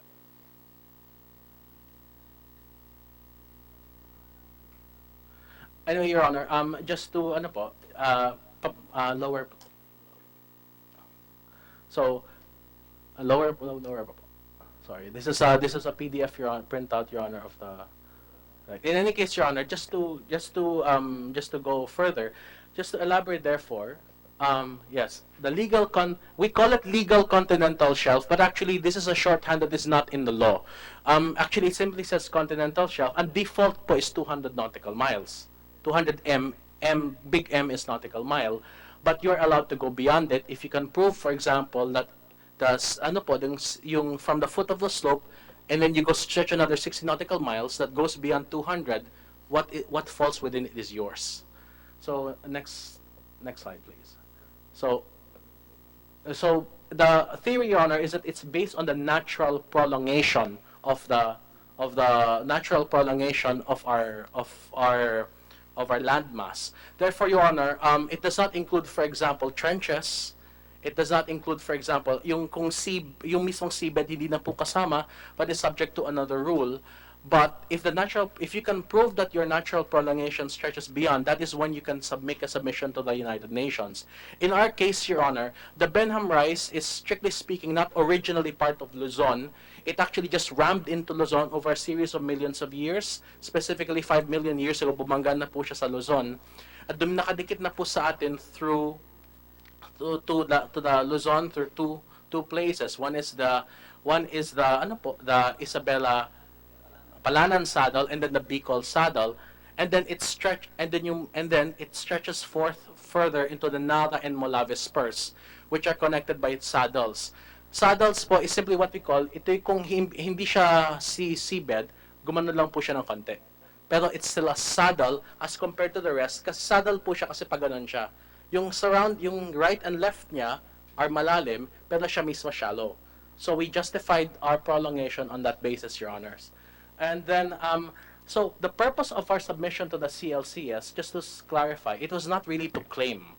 Under international law and under Article 76, it is only the nation state that can claim its claim its territory or the continental shelf.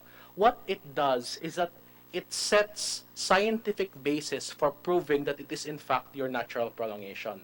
And so what the United Nations has, the Commission on Limits of the Continental Shelf, is a committee of scientists, hydrographers, specialists in bathymetry, for example, who would then verify, based on the scientific and technical guidelines, whether or not tama yung theory mo na prolongation sila. The scientific and technical guidelines are contained in an instrument of the CLCS called CLCS-11, which is a very lengthy document showing what particular geophysical, hydrographic, and geological standards need to be complied with for it to be natural prolongation.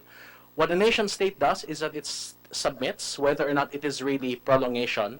Sasabihin ng mga scientists, after a series of exchanges, we verified that it is in fact a natural prolongation based on our scientific and technical guidelines, and then they will tell the state, we hereby make a recommendation, we approve.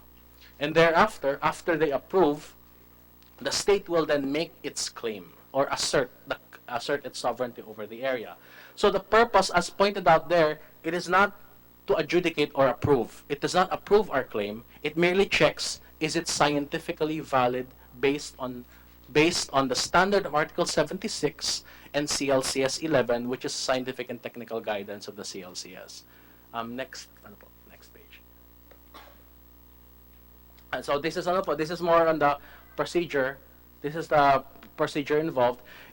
For the 2011, in 2009, our submission, the written submission was made before the United Nations. They did not call us until 2011 when they formed a subcommittee on the Behnham Rise, led by Nigerian scientist, Nigerian scientist, Dr. Awosika. And then they made further clarifications. They asked further questions. For example, what is your scientific basis for saying that the foot of the slope, which is your basis for claiming beyond the 200 nautical mile, is really here and not elsewhere? So they're asking on the basis of sufficiency of data and sufficiency of technical proof. Because in our case, Paano mo kukunin yun, Attorney Silva? Nasa ilalim ng tubig yun, di ba? Your Honor, there was a series of How do you collect all of those information? The Namria and and our hydrographers did a series, Your Honor, of oceanographic sounding, but they can further further. Yes, sir. Prior to the submission, preparation of the submission, we conducted 24 cruises, hydrographic and bathymetric cruises. And not only that, these data were substantiated or complemented by data coming from other institutions, international institutions. So we collated all of this, and then we came up with a bathymetric model, meaning the very detailed seabed topographic map of Behnham Rise. And from there, we were able to pinpoint the exact locations of the foot of the slope, which is a requirement in further projecting our claim for an extended continental shelf. So it's really a very, very tedious process, but we thank God because we have a very good data set, and the commission was easily convinced. Ganyan rin ba yung, curious lang na ako, ganyan rin yung method sa West Philippine Sea? For Ganyan rin submission, yung- we will be following basically the same process. As noted by Deputy Administrator Kalandang, the process will be the same, except that there will be procedural hitches, because under the rules of the CLCS, a nation state may object to another nation state's submission on the ground that this is subject to dispute, etc. And almost certainly this will happen. In fact, Your Honor, the Philippines responded to two claims. Tayo po yung nag-object, or we objected to the continued processing of the claim. One was the northern one of Vietnam, and the other one was the southern one of Malaysia and Vietnam, partly because the Malaysian ECS claim was drawn from Sabah. Yeah, for there, they made their own. So we in within the West Philippine Sea, Your Honor. So Vietnam made the northern claim within what we call the donut hole, because it's something formed in between the 200 nautical mile EEZs of different states, and then after that for Malaysia. Although I do not know if what happened now, Your Honor, to the Vietnam and Vietnam Malaysia claims. So yes, Your Honor. Insofar, Your Honor, as as noted, next ano po. As noted, there are three major laws, kumbaga, Article 76, CLCS 11, which is scientific and technical guidelines and the rules of procedure on the commission and limits of the continental shelf, supplemented by several other issuances such as the CLCS declaration that set the deadline in 2009. Alongside that, we are also guided by the practice of the CLCS in how they have recommended with regard to other claims. For example, Your Honor, in December 2011, the reason we had to resort to plates and saucers and cups was because, Your Honor, we were suddenly confronted with the fact that the United Nations had recently approved a slightly different and more advantageous to us claim regarding Western Australia. And because of that, na hindi naman namin alam yon, sinabi nila, why don't you take them into account so that you could expand further the amount of territory that you would be able to claim? And so this is also supplemented by recommendations they have. One example, Your Honor, of a claim which is highly contentious is the one made by Japan regarding Okinotori Atoll, which they claim to be an island, but which other states claim to be a rock. Because a rock you cannot draw an EEZ from, but an island you can draw an EEZ from, or as well as a continental shelf. Next. Okay, this is ano po, continental shelves contain virtually all of the offshore petroleum resources in the world. They noted, Your Honor, hydrates. Hydrates are basically, I think the scientists can better explain it. You have it's very high pressure environment in lower layers of the ocean, and in that high pressure environment nagka-crystallize yung mga I suppose best way is nagbubble up ng mga mineral gas, natural gas, etc., petroleum. However, Your Honor, we may note that another set of resources with manganese, etc., which are also used in industry. The only problem is that it's not yet susceptible of practical commercial exploitation at this point. Although Dr. Aurelio can probably explain that better, Your Honor. Okay, yes, Your Honor. Dr. Aurelio who was one of our chief scientists, Your Honor, in the project. Yes, Your Honor. And insofar, Your Honor, however, as noted before by the other resource persons, the thing with Behnham rice is that it's really basaltic, it's really igneous. So most mineral resources of that kind are found in sedimentary rock. Sedimentary rock, for example, yan po yung marami ng layers, usually stable na environment. There are many layers over millions, billions of years actually, Cambrian, Precambrian, etc., because it is actually the dead plants of those areas which thereafter become, for example, coal, which thereafter become oil and petroleum deposits. If it's not a stable sedimentary environment, it would tend not to have oil and petroleum resources. One of the reasons, Your Honor, that hinabol namin yung Behnham rice was para lang makapag-comply. Because if we have a partial submission with Behnham rice, then we are reserving our capability to later submit regarding West Philippine Sea and other potential areas. But as to the resources of Behnham rice, it is at the time that we were making the claim, it was relatively uncertain at that point. Next, ano po? Okay, this is ano po? This is describing the West Philippine Sea area and on the Reed Bank Basin. Because of, as noted there, because of the possible mineral and gas resources, oil and gas resource. But again, that is the problem here. The difference between Behnham rice and and and West Philippine Sea is that whereas West Philippine Sea madaling improve yung natural prolongation, mahirap yung political possibility of political and nation state objections. The difference po sa Behnham Rise is that walang objectors pero mahirap i-prove yung po natin yung natural prolongation, partly because it's only connected by two saddles. In fact, I don't know if perhaps Namria can point out what other state has claimed a continental shelf area based merely on a saddle. But that was our theory, because there's a saddle, dati hindi siya part of Luzon landmass, naging part na siya ng landmass as of 5 million years ago. Next. Okay, this is nakalagay na pala dito. Manganese nodules, rare earth metals, and offshore minerals.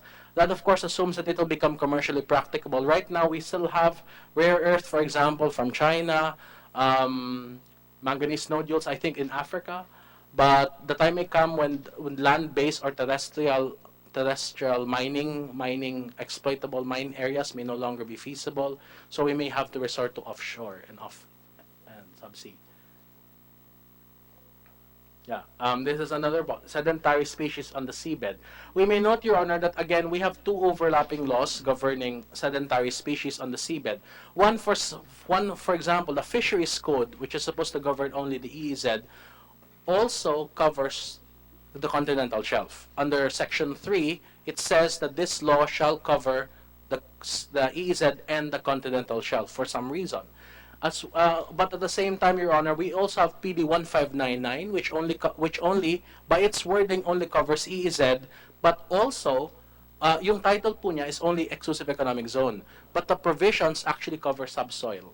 So under the UN UNCLOS, the state has jurisdiction to regulate and govern the exploitation of sedentary species on the seabed. I may point out a legal problem we have issue right now is that while there's a slight inconsistency between our Constitution and the UNCLOS at present, because whereas the Constitution says that it shall be exclusively for the exploitation of the nation state, UNCLOS says that it shall be shared with geographically disadvantaged states. That has not yet become an issue. But next ano po? Well, this is ano po? This is also one of the considerations we had.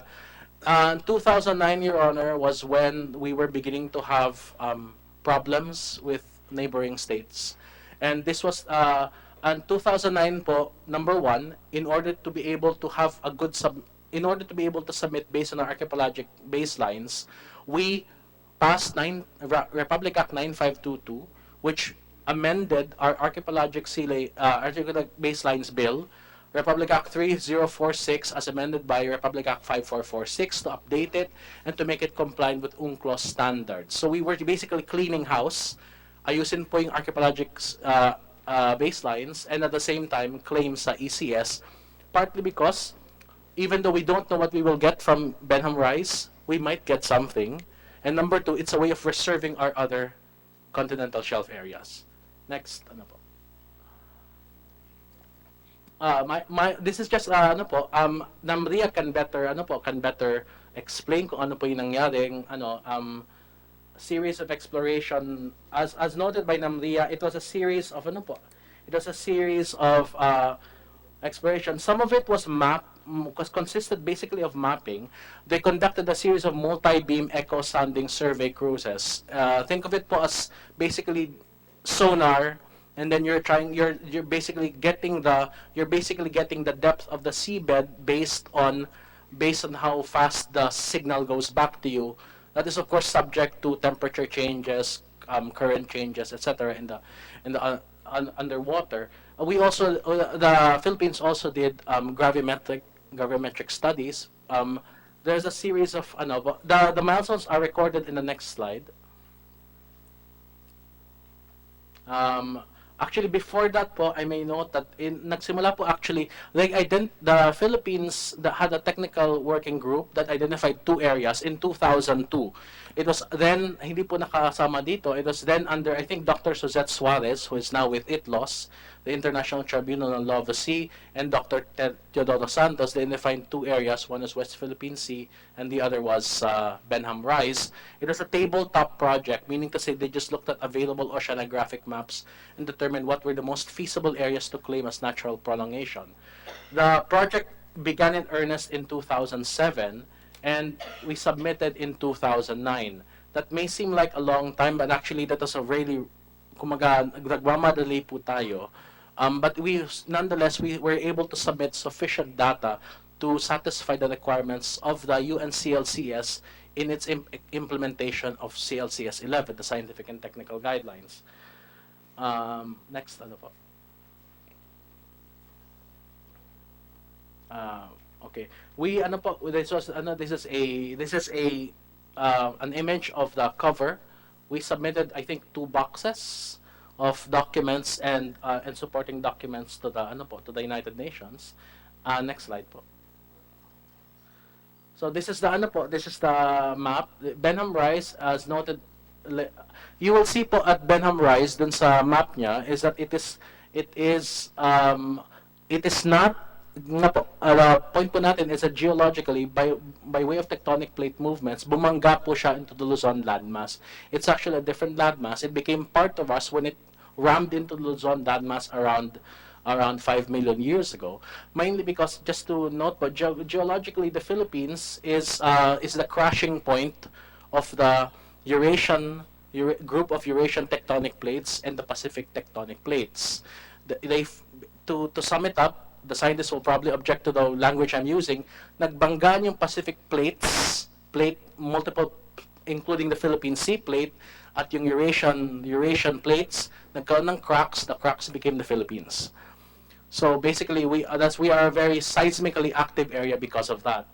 So this is Behnham Rise po. You can see it po that it's connected to the landmass by way of 2 bridges. One is in Palanan, and the second is the one in Bicol. Next slide, please. The Behnham Rise, much of the Behnham Rise region itself need not be the subject of a separate submission because it already falls within the 200 nautical mile limit set in Article 76. What actually we claimed was the further areas covered by that covered by the yellow shading, which is composed of 2 spurs. Next slide, please. Yes, Can we summarize in 2 minutes? Yes, sir. Okay. Just po. So basically, we number one is that the Philippines, the Behnham Rise region is merely one step out of many in cleaning house, legislatively speaking. With regard, Your Honor, I'm speaking only in my personal capacity, not on behalf of the agency, evidently, that I am part of at the moment. The laws, the proposed bill, and the resolution are actually very good because it allows us to have a coordinated activity on exploring and exploiting the area. However, Your Honor, it needs to be supplemented by a larger set of laws to clarify what is the legal regime for our different maritime zones. To summarize, as I noted earlier, the territorial sea, the contiguous zone, which for some reason is defined in the Mining Act, the EEZ, and the continental shelf, that's outside po yan. Inside, we have the archipelagic waters, and we also have to demarcate between the archipelagic waters and the internal waters per se, which also have to be demarcated from each other because there's a different legal regime. Primarily, archipelagic waters are subject to archipelagic sea lanes passage, whereas internal waters are not. So again, it's also vital to our security and And we may note, Your Honor, just to rattle off the laws right now, our baselines are defined under RA 3046, 5446, 9522. We have the continental shelf, which was initially claimed under Proclamation 370 way back in 1968, but it's actually slightly inaccurate by this time because Proclamation 370 was based on the international law set in the old continental, but in the older law, it has been superseded by the UNCLOS in 1982, but we have not amended Proclamation 370. We have PD 1599, which supposedly only on the EEZ, but it also covers the continental shelf because it has regulation of subsoil. We have the Fisheries Act, we have the Mining Act, and we have the different oil exploration laws led by PD 8. PD 87, amending PD 8, and others. So, unfortunately, Your Honor, sabog-sabog po yung batas natin. So, we will have a development authority to govern the continental shelf, but we may not yet have a clear rule defining what is the legal power of the government over the continental shelf itself. We have EEZ already, klaro na po siya sa Fisheries Code, but as to continental shelf, medyo, a lawyer can argue that we have all of these laws together would have a clear regime, but we may note, Your Honor, that kung nga po, hindi po masyado klaro yung legal regime natin to govern each of these laws. In fact, I don't know if the Archipelagic Sea Lanes bill has been passed into law, but again po, these are the multiple areas. I haven't even gone into the territorial issues we have, which also needs to be because some of these maritime zones, Your Honor, they are ours by right, but some of them have to be claimed. They're either need to be claimed or sorry.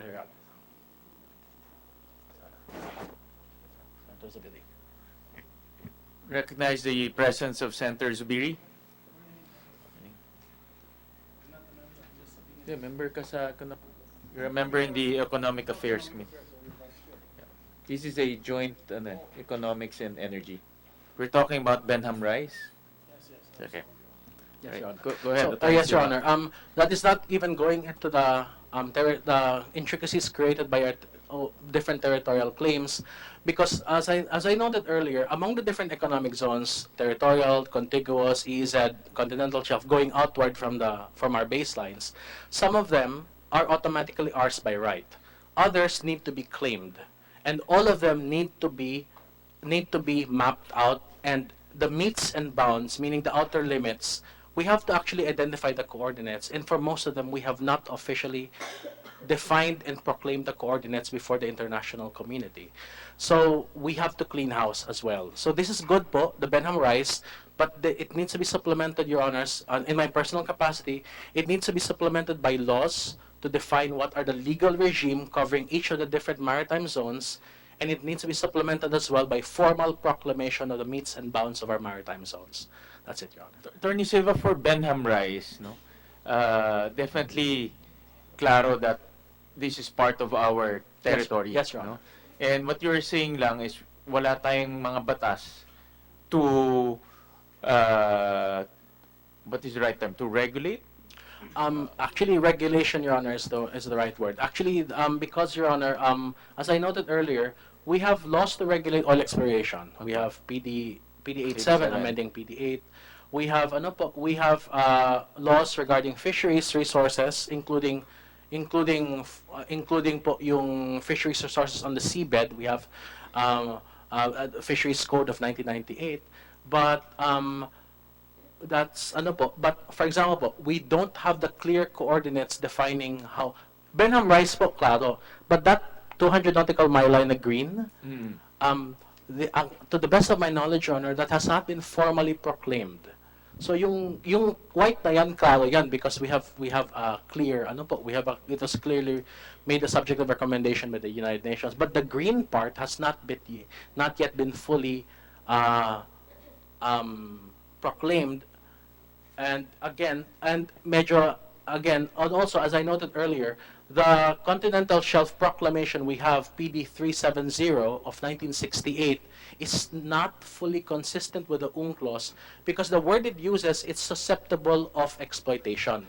That is actually the word used in the earlier law, but that is not the language used in Article 76 of the UNCLOS, which actually states natural prolongation up to the limits identified, up to the limits of the continental shelf. So we need to clean house insofar as the rules are concerned. The ironic thing is that the white allows us to identify where exactly the Behnam rice how far it goes. But the green one, although it is being used in internal government briefing and studies, it's not yet fully proclaimed before the International Maritime Organization, for example. Okay.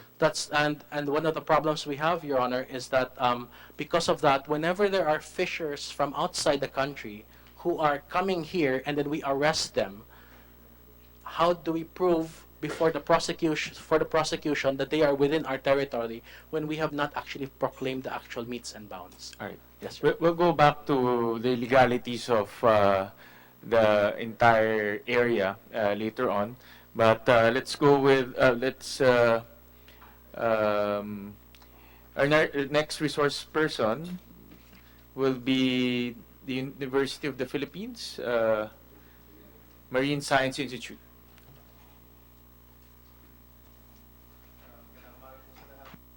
May presentation material po ako. Ilagay ko lang po sa...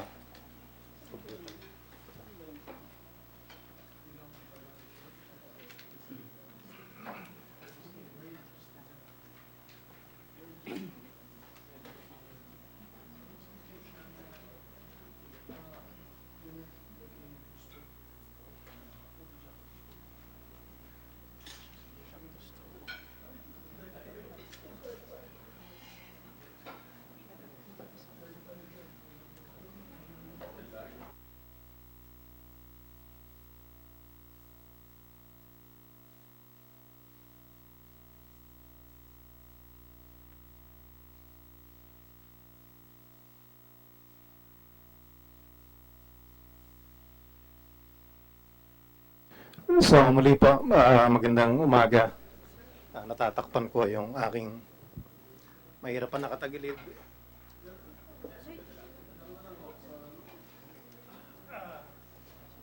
You move forward, please.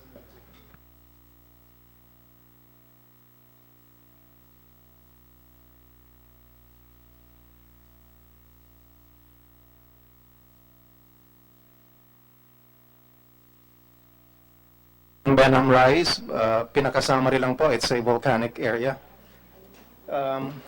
What MSI has explored thus far ay yun pong Behnham Bank area.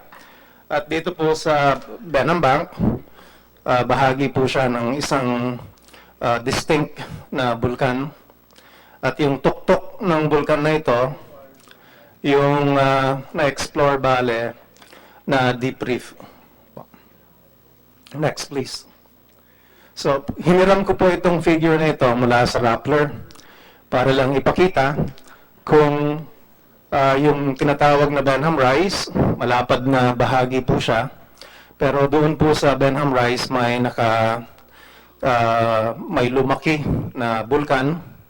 At muli, yung tuktok po nun, yun yung Behnham Bank na dive at nakita na makapal yung coral cover. Well, it's not an atoll yet. It does not have the configuration of what one might call an atoll system, plus it's submerged. The shallowest portion based on Namria data is 48 meters. But the Behnham Bank is not unique in this area. There are several volcanic features within this region. No? I-emphasize ko lang po yun, and Dr. Aurelio here will discuss that a little bit further. Next slide, please. So, prior to the 2014 cruise, which was focused on the biology aspects of the Behnham Bank, MSI, through the support of the Office of Naval Research, have conducted cruises in 2011 and 2012. And the main purpose was to look at how the water is moving in that area. Bali, pinapakita po dito sa larawan na ito yung paggalaw ng tubig. In particular, this is for the May-June 2011 na season, and if I may, I would like to move forward.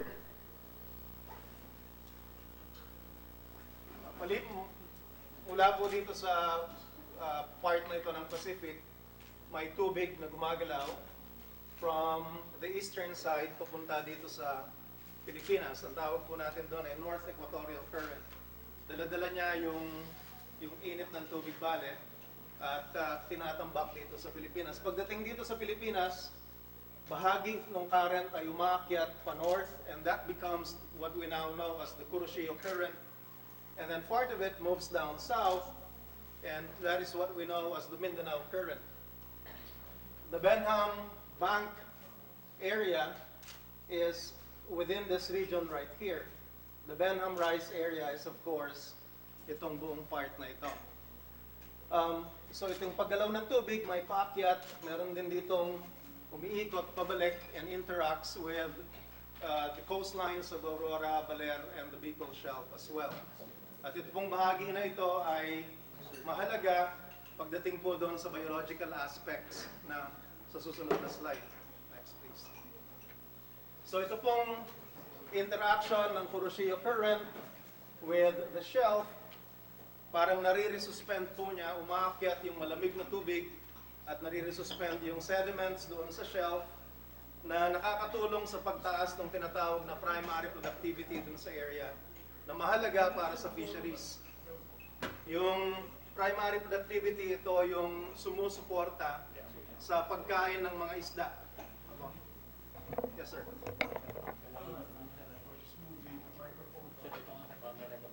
Sure. Sige.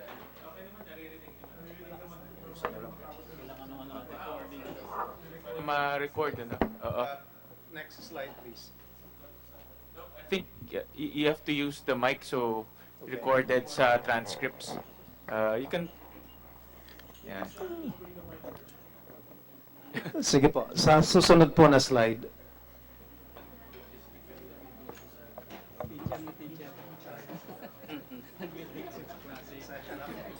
Sanay po kasi ako magturo. Classroom. Meron po ditong umiikot na mass of water, and that goes down to depths of more than 100 meters, and so that interacts with the top of the Behnham Bank. And that interaction produces or also leads to increase in primary productivity. Again, mahalaga siya pag ang pag-uusapan natin ay yung fisheries. Next, please. Ano ba ang mga katanungan na dapat nating sagutin? Madaming tanong, pero ano nga ba yung mga dapat nating malaman tungkol sa lugar? Next, please. Una, dun sa Behnham Bank mismo, ano bang kinalaman niya sa pangkalahatan na food security para sa area? Nababanggit ang isda kanina. Ang isda ay lumalangoy pero kailangan niya din ng pagkain. Ito ay daanan ng tuna. Yun bang Behnham Bank, nakatutulong ba siya na sa pagdaan ng tuna, may kakainin yung tuna? Pangalawa, bukod sa yung tuna mismo, nakita natin yung mga pwedeng puntahan ng tubig, meron din tayong tinatawag na reef connectivity. Yung malalim na reef sa Behnham Bank, pwede siyang connected sa mga coral reefs doon sa Bicol Shelf na nakalubog din, submerged at depths of 20 meters, coral reefs along the coastlines of Cagayan, Isabela, Aurora, and the Bicol area. Ano ang koneksyon ng mga yon? Yun bang coral reef na nasa malalim nakatutulong sa pag-maintain ng health or kalusugan nung shallow reefs, bale? Hindi natin alam, pero ang suspicion namin, ang hypothesis namin, merong connection yung deep reef doon sa shallow reefs. And in such cases, typically deep reefs serve as a tinatawag na refugia. Parang lugar na kung saan ito ay mas ligtas, una sa anthropogenic impact kasi malayo siya, 200 nautical miles mahigit.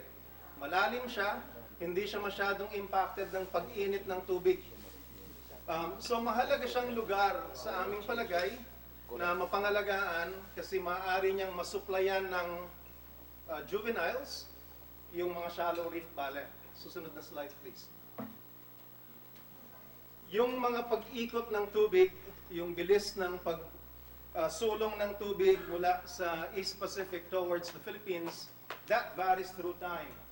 yung position mismo ng tinatawag na North Equatorial Current, it can migrate up and down to the north and to the south. Nagbabago-bago bali ang posisyon niya. Ang tanong ngayon, yung pagbabago-bago na yun ba, ano ang role niya sa resources, sa fisheries? At ang isang alam na namin ay malaki ang role niya sa pagdala in terms of the temperature variation na maaaring makakontrol bale sa klima sa Pilipinas, kasama doon yung ulan. Next. What variability do these large-scale circulation features impart on the pelagic and coastal fisheries? Ito ay suspetsya namin may kinalaman, pero hindi namin alam hanggang sa ngayon kung ano ang maaaring direct role nito. Next, please. Exciting times for us because, again, the Behnham Bank is a volcanic feature, and it's also deep. And we have yet, this is the first time for us to deal with such a system. The question then is, well, do we have bioactive or novel compounds in the biota that is associated with the Behnham Bank? We're doing studies similar to this, but only for shallow reefs. At may mga drug discoveries ang mga Pilipino doon sa mga biota from shallow reefs. Well, what we have in the Behnham Bank is a different environment that should be explored. At ang tanong, meron ba tayong mga pharmaceutical products na pwedeng makita doon sa Behnham Bank? Next, please. Tanong kanina, may gas hydrates ba doon? Pwede nga sagot dyan, oo. Pero ang tanong, well, gaano kadami? Gaano kalalim? At ang tanong kanina, well, is it economical for us to tap it? Okay? Well, hindi natin alam kasi wala talaga tayong data. No? At mahirap gumawa ng mga desisyon sa kakapinggot na data. Kaya isa ito sa maaaring dapat natutukan ng Pilipinas, pag-aralan natin. Next, please. Mamaya ay mas i-explain ni Mario yung tungkol sa metallic resources, but it's the same question. Ano ang metallic resources? Nasaan sila? No? Gaano kalalim? Next, please. Geologist ako. Okay, although I am with the Marine Science Institute, I interact with a lot of biologists. But this is a concern that we should be asking ourselves. Are there geologic hazards other than earthquakes? Kasi alam na natin yon na may mga lindol doon na nandun sa Behnham Rise area. Nabanggit ko kanina, the Behnham Bank itself is a volcano, and we've sampled some other volcanoes in the area in a cruise in 2006. Naikwento ko, hindi ko alam kung kanino ko naikwento, I think Edodo Savelia. In one of the samples that we've acquired, yung bato na nakuha namin ay katulad ng bato na ipinutok ng Mount Pinatubo noong 1991. At ang isang tanong, paano kung magkaroon ng isang eruption, no, na submarine, ano ang pwedeng impact noon sa Luzon? Ang isang tanong, meron bang active volcanoes doon? Ang duda namin, pwedeng meron, pero kailangang pag-aralan. Next, please. So, to develop and sustain a marine science program in the Behnham Rise area, may mga kailangan tayo. Una, next please. Malalim ang Behnham Rise. Dahil malalim siya, kailangan mo ng platform na pwedeng pangtrabaho sa malalim na tubig at malayo sa lupa. Sa pangkasalukuyan, yung best equipped sana natin na barko ay yung donation natin mula sa US. This is, we now call it BRP Velasquez. This used to be the Melville, and we've used the Melville a couple of times in some of the cruises within Philippine waters, and we know what it's capable of. Siya lang yung pwedeng magamit natin na makapagpadala ng sampler sa lalim na mahigit 1 kilometro. In fact, we've used this for taking samples at depths of 3 kilometers in this area. Next, please. Ang problema sa Velasquez, may sira siya. And in fact, we're planning on using the Velasquez this summer for a cruise in the West Philippine Sea, pero hindi namin siya magamit kasi may sira. And our appeal to the national government is for the national government to support BRP Velasquez, have it repaired, keep it in a good condition, and allow the Filipino scientists to utilize this vessel for researches within and even outside of Philippine waters. Nabanggit kanina yung seismics. At babanggitin pa ni Mario mamaya. Kaya naman natin to eh. Wala lang tayong gamit. But give us an opportunity to have our own gear.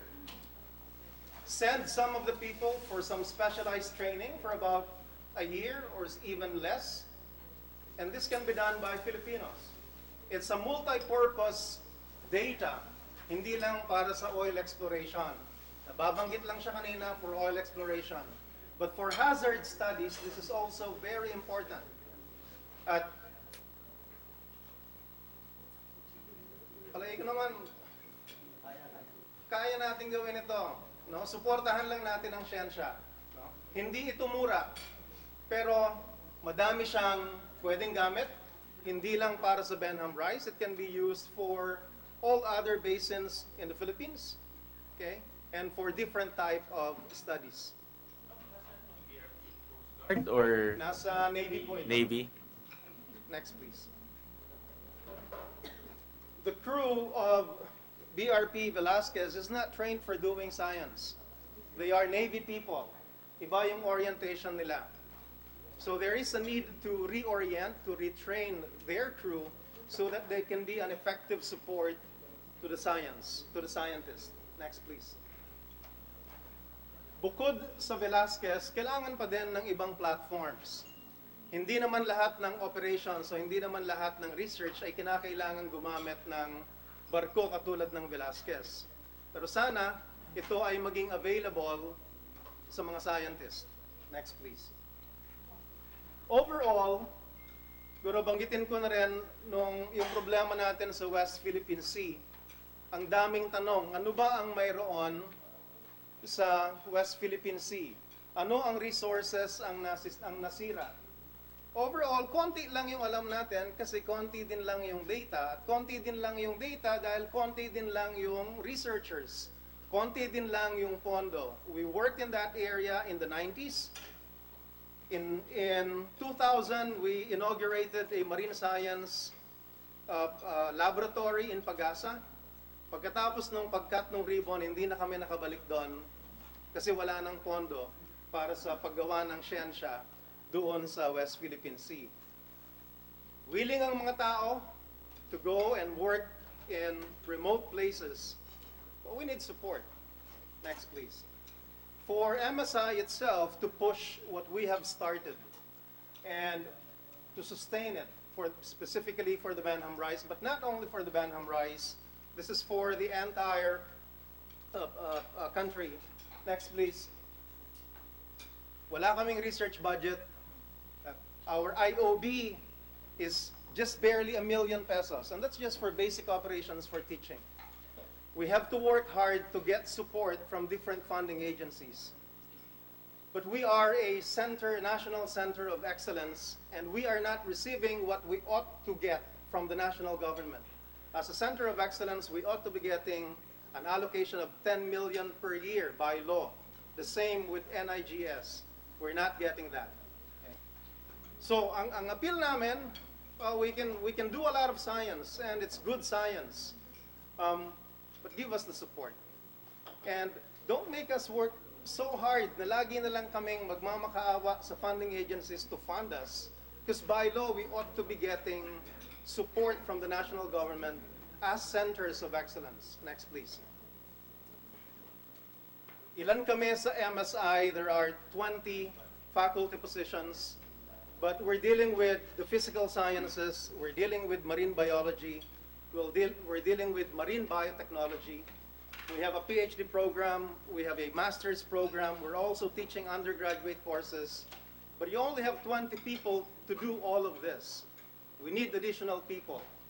But in all other agencies, no, sa government, laging limited ang plantilla. Kailangan namin ng karagdagang tao para makatulong sa trabaho sa paggawa ng siyensya. Next, please. Gamit. Kailangan namin ng gamit. Kaya namin na makisabay sa international researchers. Pero bigyan nyo kami ng gamit. At hindi lang ibigay ang gamit, bigyan nyo rin kami ng pondo para ma-maintain yung gamit na yon. Kaya ng Pilipino na gawin ito, kailangan namin ng suporta. I think that's my last.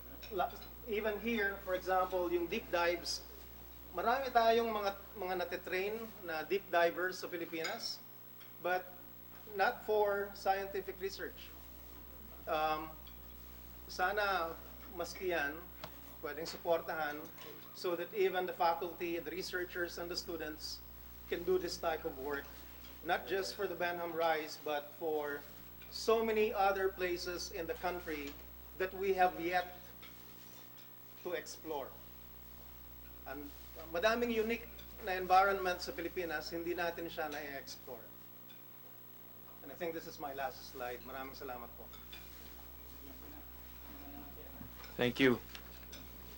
Sayang wala si Senator Lawrence, siya huy may pera eh. Wala ako. I just manage the economy, not the money. But Doc, earlier you made a very bold statement na kaya natin, no? And I do agree that if we can do it internally within our country, we should. No? That's the only way we can develop our capability, our know-how, and that's how we develop as a country. Ngayon, Doc, I just want to pick your brains, no? In terms of exploring that area, no? Meron tayong talent here in the country to do it. We don't need to get foreign experts to do it. No? Initially, we may need help. Okay? Kasi may technology na wala naman tayo sa ngayon. So, kailangan nating matuto paano siya i-operate. No, yung interpretation, madami sa amin halimbawa involved na in the interpretation of seismic data. You can give us the data, we can even do some processing and interpret. What we don't have is, at the moment, no, yung tayo mismo yung mga ngolekta. May training, pero yung training medyo iba ng konti. So, ang kailangan lang, konting training, gamit, or we can go. Hindi kailangan ng 5 taon, no? Hindi kailangan ng 3 taon para mangyari yun. Less than a year of training would suffice for us to do even the multi-channel seismic work. Doc, were you part of that DOST cruise that went to that area? Hindi po ako kasama doon sa 2014 at 2016 na cruise. Kasama po ako doon sa 2012 na cruise and 2006 na cruise. Okay. Alright. And then, meron na just in a nutshell, no? Ano po yung mga findings nyo doon? Because apparently you went there twice na po, ano? To Behnham Rise itself, no? Ano po yung mga initial findings po? Kung yung mismong na-involve ako na cruise in 2006, I was mentioning earlier, na kapag acquire po kami ng sediment cores doon sa area na yon, off Cagayan, one core, may nakuha kami na yung mga bato na lumabas ay bato na katulad nung ipinutok ng Mount Pinatubo. We were sampling, we were targeting what looked like volcanic features. And that was confirmed by the core that we took, that indeed the rocks in that area are from an explosive eruption. In the Behnham Rise, we have one core, and I have that core in the lab. Wala siyang, yung sample na yon na nakuha namin, walang methane na clathrate. Okay? For the cruises that were conducted by people within MSI in collaboration with people from other UP units, from Los Baños, from Mindanao, from Baguio, and with the help of the Navy, BIFAR, we utilized yung BIFAR na ship. Yung pag-dive bali doon, nakita 100% yung coral cover kung saan nag-dive. Okay? So in 2016, bumalik sa lugar na yon at kumuha ng other images at nag-send ulit ng divers, na-confirm no, na in even beyond what was covered in the 2014 na cruise, ganun pa din doon sa pinaka-shallow part ng Behnham Bank, halos 100% coral cover. Okay. Thank you, Doc Fernando. Our next resource person will be Doc Aurelio, University of the Philippines, National Institute of Geological Sciences. Do you have a PowerPoint, Doc? Okay, thank you. Thank you, Mr. Chair. Yes, I also have a PowerPoint presentation. I'll try to remain in my seat. Palagi ko nasabi na lahat ni Dr. Siringan yung mga hinaing namin sa universidad. No? Kailangan namin ng pera, kailangan namin ng gamit. But for my part, I guess, I will speak a little bit more on the resources of the seabed. Dr. Siringan emphatically explained the results of their studies and their ongoing studies with respect to the water column. For my part, I'll focus the presentation on what the seabed may contain. It is also good that a lot of other presentations have already been given, so that I won't be staying too long in some of the slides. I'm Mario Aurelio from the UP NIGS or NIGS.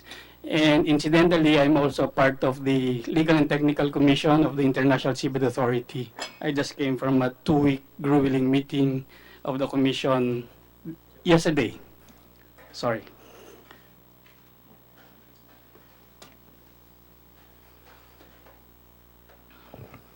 Okay, you've seen this figure, but what I can add is that we've been talking of the resources, but we might not have gotten into the details of, for example, the hazards, potential hazards in the coastal towns of, say, Baler, and further to the north in Santa Ana, or even down to Bicol. I'll explain that in a bit. And also, the work of this, the submission in the CLCS was not accomplished overnight. It started actually in 1999. So, with all these agencies involved. So, when we submitted in 2009, that was already 10 years of work. It wasn't an easy job. Many have been mentioning already of what the Behnham Rise looks like. Let me show a video that will guide you through, and I'm borrowing this from one of the presentations to CLCS also, to bring you through the Behnham Rise with this video. You have here, for example, Baler, and that's the Behnham Rise area. And we've been talking about the Behnham Bank. That's the Behnham Bank over here. So it's a protrusion out of a massive elevation in the submarine area. But there are deep areas, like for instance here, between Luzon and the Behnham Rise. And I'll speak of what they may pose in terms of hazards in a while. There's another video that will show you the extensions towards the further to the east, meaning into what has been mentioned by Attorney Neil a while ago as spurs. So para itong mga daliri ng isang malapad na kamay, may mga daliri siya, we've called them spurs. And we've named them in our submission to the CLCS as a Nara spur, Mulave spur, for instance.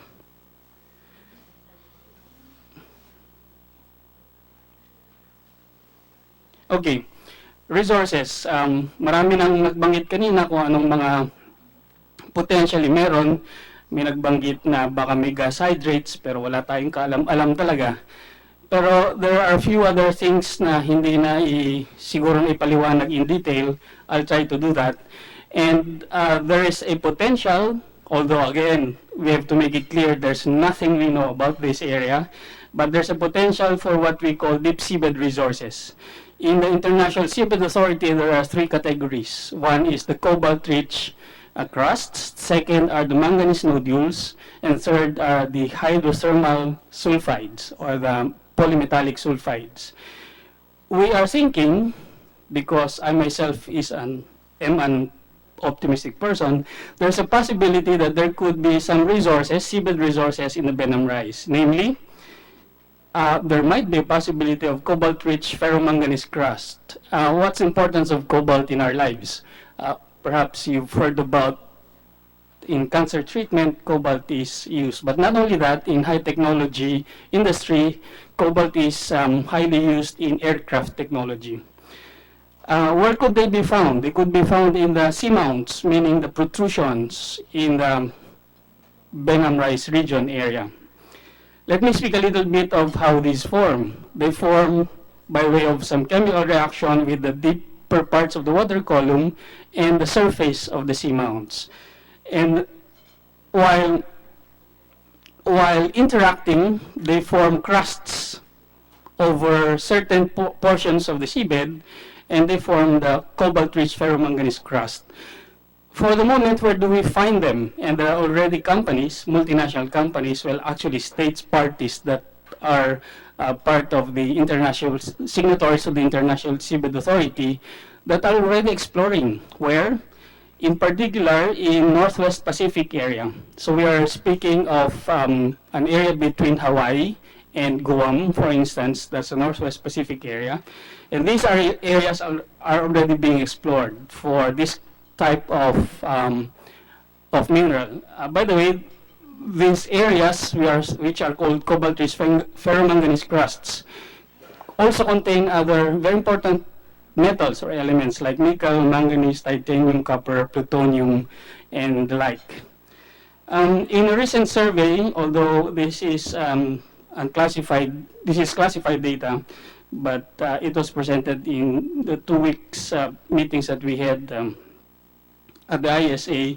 This is an area over an undisclosed location, but this is how ferromanganese crust looks like underneath the seabed. This is about 3,000 meters deep. It is courtesy of the University of Bergen in Norway. Hindi po. This is somewhere, undisclosed exactly where it is, but in the Northwest Pacific area pa rin po. But what I'm saying is that the Behnham Rise region has the potential of being one of these seamounts also. Okay. Now, the other possible resource in the seabed is what are called as hydrothermal polymetallic sulfides. In any case, what do they contain? Copper, lead, silver, sometimes also gold, and the other high technology elements again. This one may exist in the area of the Behnham Rise. I apologize for going back and forth in the presentation, but you see these dots here. Those are potential areas for hydrothermal polymetallic sulfides because this feature, which we call the Central Basin Fault, was formerly a spreading center. Spreading center is where, at the moment, black smokers, or the steaming, they're very hot actually, producing or emitting large amounts of high temperature fluids that contain these metals. And when they interact with the water column in the seabed, they precipitate the metals and therefore deposit them in those areas. This is another video that I also borrowed from one of my co-commissioners at the ISA, showing an area, not in, this time it's in the Eastern Pacific area, close to actually along a spreading center where hot fluids are coming out. In a while, you will see the steam or the hot fluids coming out of the vents, this black. Doc, ano ba yan? Totoo ba yan or? Actual po yan. Actual. So this is courtesy of the University of St. Petersburg. Professor Sherbakov lent me this image. It seems that he was anticipating these presentations. you've got this smoke, black in color, but they contain a lot of metals. And so when they interact with the waters at very, very large depths, they're very cold. So immediately they precipitate, and therefore they deposit around Doc, these yan ang fields. potential ng Behnham Rise. Doon sa Central Basin Fault area Central po, Basin. yung further to the east. Actually, I can come back to that figure there, Mr. Chair, if you don't mind. That area is already partly outside of our extended continental shelf, but it doesn't mean that we cannot go there and exploit. And therefore, it is because of the existence of the International Seabed Authority is mainly to serve as the guardian of areas beyond national jurisdiction. So we have a seat in the 30-man committee there, commission, and I guess it will be a lot of help for the Philippines if we can sort of harness the presence of a commissioner in the International Seabed Authority. But let me go back to my presentation for the rest of the Behnham Rise.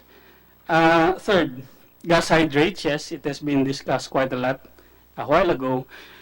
There is a possibility, but the initial stages of detection would be by way of high-resolution bathymetric survey, wherein your data can be processed and we look at things like what are called as backscatter amplitudes, and these backscatter amplitudes indicate where seeps could be coming out. Because they are gases, they easily seep out of the sediments, and therefore the initial way to detect them would be by way of a high-resolution bathymetric profile survey. Fourth thing, there's a lot of talk on resources, but there's very little about hazards, although Dr. Siringan already mentioned a while ago. Look at this area here, so that's Luzon, this is Behnham Rise. In between is a feature we call in tectonics the East Luzon Trough. What does this do to this area over here? It creates earthquakes.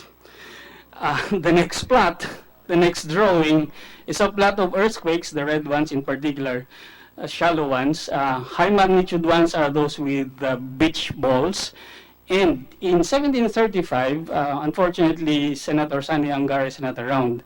There was a tsunami that hit the coastal towns, including Baler. And legend says, and I don't mean untrue legend, but in the historical records indicate that Baler was wiped out. Only 5 families survived, including the family of Senator Angara. So it should be, it should be a very, yes, pwede nyo pong i-google yan, hanapin nyo sa Google at makikita ninyo. Only 5 clans survived, 1735 earthquake. Nobody knows, Swerte however, naman ni Sani Angara, isa sa 5? isa po sa 5 clans or big families. That's what we find in historical accounts. Okay. Sa Baler lang po yun, pero may mga coastal towns pa kasi na iba. I'm not so familiar with the statistics of survivors in the other coastal towns. So my point being, hindi lang po dapat tayo sa resources mag-focus. We have to protect also the living communities around by knowing what hazards are present, potential hazards are present in the area. And again, how will we be able to more accurately determine these hazards? It is by way of scientific research. So, nabanggit kanina, nung kailangan, we have the BRP Velasquez for now, but countries like Japan, for instance, meron silang mga gamit, marami silang gamit, and I'm just showing one. This is what a scientific vessel would look like. There are the vital statistics, kumbaga, niya dito, gano'n siya kahaba, anong capabilities niya. Pero these are very expensive. But again, the point is, if we have this kind of tools or toys, we can perform we can perform what is necessary in better understanding the Behnham Rice region. Kaya kagaya ni Dr. Siringan, manghihingi ako ng gamit at saka suporta. And in particular, in the short term, I think, and by the way, Mr. Chair, we submitted a response to the communication in relation to the bill, but not in relation to the resolution. So for the bill, we have already submitted our position, well, my position as a scientist. But for the resolution, it was the first time that I saw when I came back the other day, Mr. Chair. So in the short term, it would be good to perform multi-beam bathymetry, gravimetry, magnetometry, 2D, 3D seismics, dipto video imagery as an initial pass if there are really interesting things in the subsurface or in the sea bottom, sorry. And if we can, we'd like to sample the crust. So that's my final word, like Dr. Siringan. If we are appropriately equipped and funded, Filipinos are capable to do these things. Thank you, Mr. Chair and dear colleagues. Dr. Mario, can you discuss very briefly your position on the bill? Yes, Chair. For the bill, as I mentioned, that's what we received in terms of a communication. Our position is, because in the bill, we did not see the component on hazards, geologic hazards. So in our reply, we actually, this is a copy of our reply, we actually emphasized the importance of also talking about the geohazards in the East Luzon area. So the component on assessing potential earthquake hazards, as well as, by the way, massive or gigantic landslides in the region. Tsunamis can be produced either by an earthquake or several ways, but one of them would be through an earthquake or a massive landslide in the submarine area or a volcanic eruption. Other than that, Mr. Chair, Do you support the creation of an authority? at the moment, the main idea, I support the main idea, but I guess the bill itself, the contents of the substantive content of the bill itself will have to be revised, including, as I said, the inclusion of the component of geologic hazards. All right.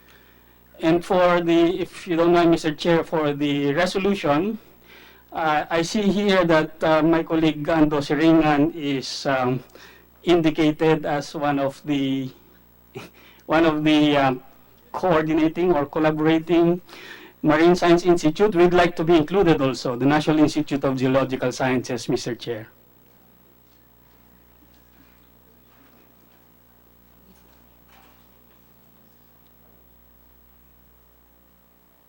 Sige po. Doc Mario, can you please submit to us your position paper, no, for both the bill and the reso? Yes, Chair. We submitted to the Office of Senator Sani Angara Okay. the All right. bill, but I will also be providing this committee chair of that. Yeah, report. please submit it to the Secretariat. Yes, Chair. All right. Will do. Thank you. Our next presenter will be the National Mapping and Resource Information Authority, Mr. Efren Karandang. Sir. Thank you, Mr. Chair. It's very good that my fellow presenters have already shown a lot of information about the Behnham Rice. I'll just be concentrating my comments on the bill itself and the resolution. I have two slides to show just to support my presentation. As the agency that led the successful preparation and defense of the Philippine submission for an extended continental shelf in the Behnham Rice region, Namria welcomes and supports any initiative to conduct scientific research, exploration, and other development activities in the area, including the creation of a dedicated authority to spearhead or coordinate such activities. Towards this trust, we are of the position that any development scheme in the Behnham Rice should consider the different maritime regimes in the area as provided under UNCLOS, because different laws may be needed to regulate or govern the activities in the different regimes. To illustrate this, allow us first to provide the geographic context of the Behnham Rise as it pertains to the different maritime regimes. Attorney Neil Silva was discussing earlier about the need to enact a maritime zones bill, and I think this observation also complements that. As shown in the figure, the Behnham Rise comprises the main body. The Behnham Rise region comprises the main body of the Behnham Rise, this one, with an approximate area of 10.86 million hectares, located entirely within the 200 nautical mile exclusive economic zone, and its extension beyond 200 nautical miles, which is what we now call the extended continental shelf. This covers an area of 13.5 million hectares. And this area was the subject of the Philippine submission that was approved by the UN Commission on the Limits of the Continental Shelf in April 2012. Next slide, please. Shown in this figure are the different maritime regimes that apply to the Behnham Rise region. The EEZ pertains to this is the landmass of Luzon. This is the baseline. This is the 200 nautical mile exclusive economic zone. You will see the spike there, which is the Behnam Bank. It was shown earlier by Dr. Siringan. So the EEZ pertains to the waters within the 200 nautical mile distance from the baselines. The legal continental shelf pertains to the seabed directly beneath the 200 nautical mile exclusive economic zone. We call it legal continental shelf. There's no such term in UNCLOS, but we are calling it as legal because that is an automatic entitlement if you have a 200 nautical mile exclusive economic zone. The extended continental shelf pertains to the seabed beyond 200 nautical miles, which was approved by the CLCS to be part of the natural prolongation of the landmass of Luzon. The Philippines' sovereign economic rights apply to the 200 nautical miles exclusive economic zone, the seabed and subsoil of the 200 nautical mile legal continental shelf, and the seabed and subsoil only of the 13.5 million hectare ECS. It does not apply to the waters above the extended continental shelf. These waters, together with this area, is called part of the international, this is part of the international seabed, and it belongs to the common heritage of mankind, and that is being managed by the International Seabed Authority, where Commissioner Aurelio is a member. And I think that is also very important because we also have a stake there. We can even sponsor companies who may wish to explore in the area.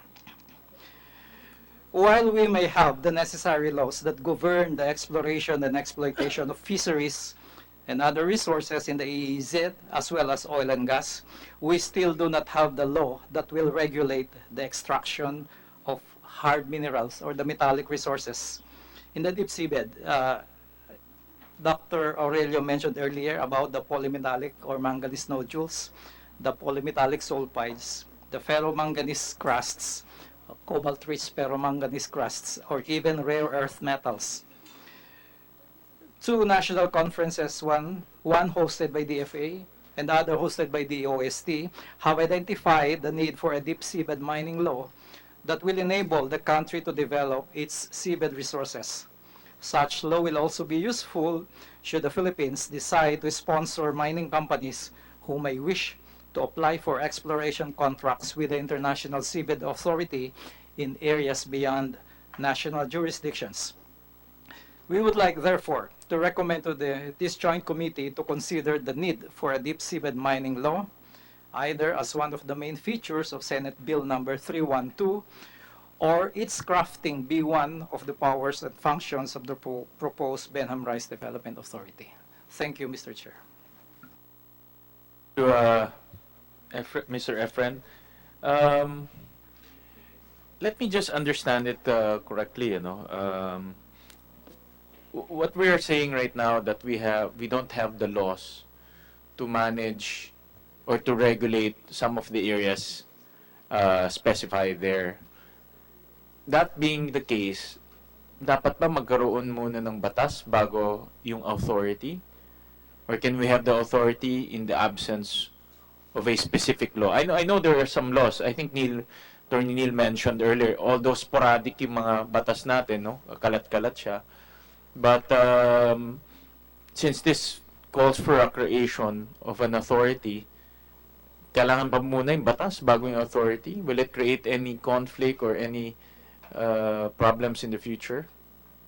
Mr. Chair, I think even if we have an authority without the legal basis to perform their functions, such as the regulation of the extraction of metallic resources in the deep seabed, I think they won't be able to do that without the law.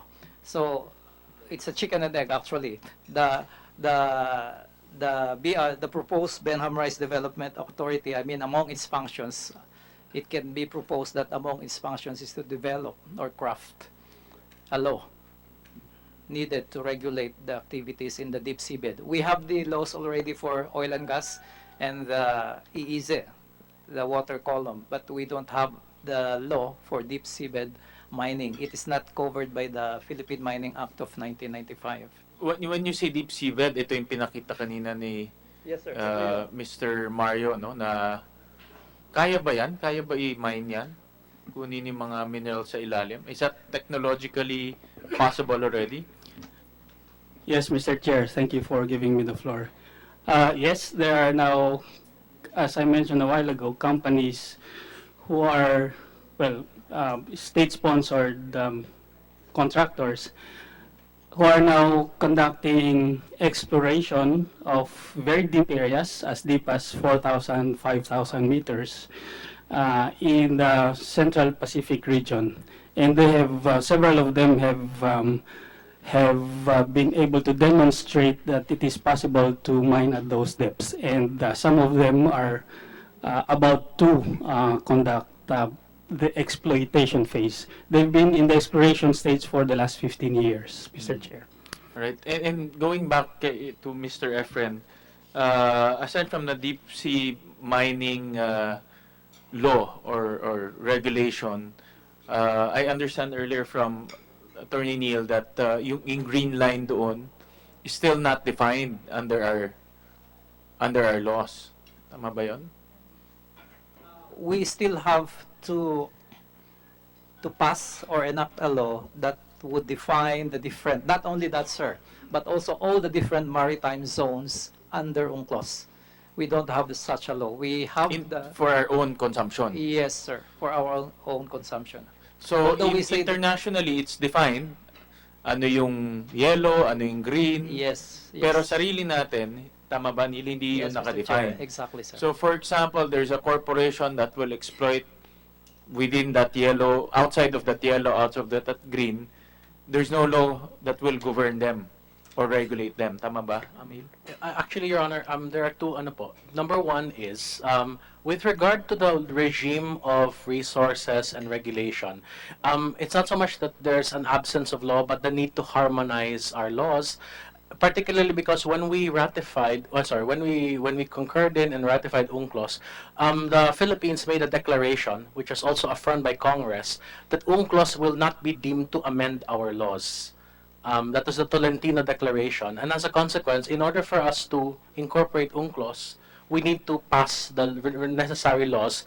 And while we do have some laws on it, they are not harmonized sabi niyo nga po, Your Honors, sporadic and sabog-sabog yung mga legislation natin. Now, with regard to the regimes yun, with regard to the metes and bounds, the outer boundaries of those things, the outer boundaries will also be based on how we characterize the legal regime.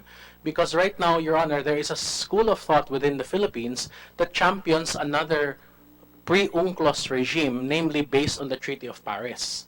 So, what we need, Your Honors, is to really harmonize and decide where we stand regarding UNCLOS, number one, as to the legal regimes, and then number two, define the metes and bounds.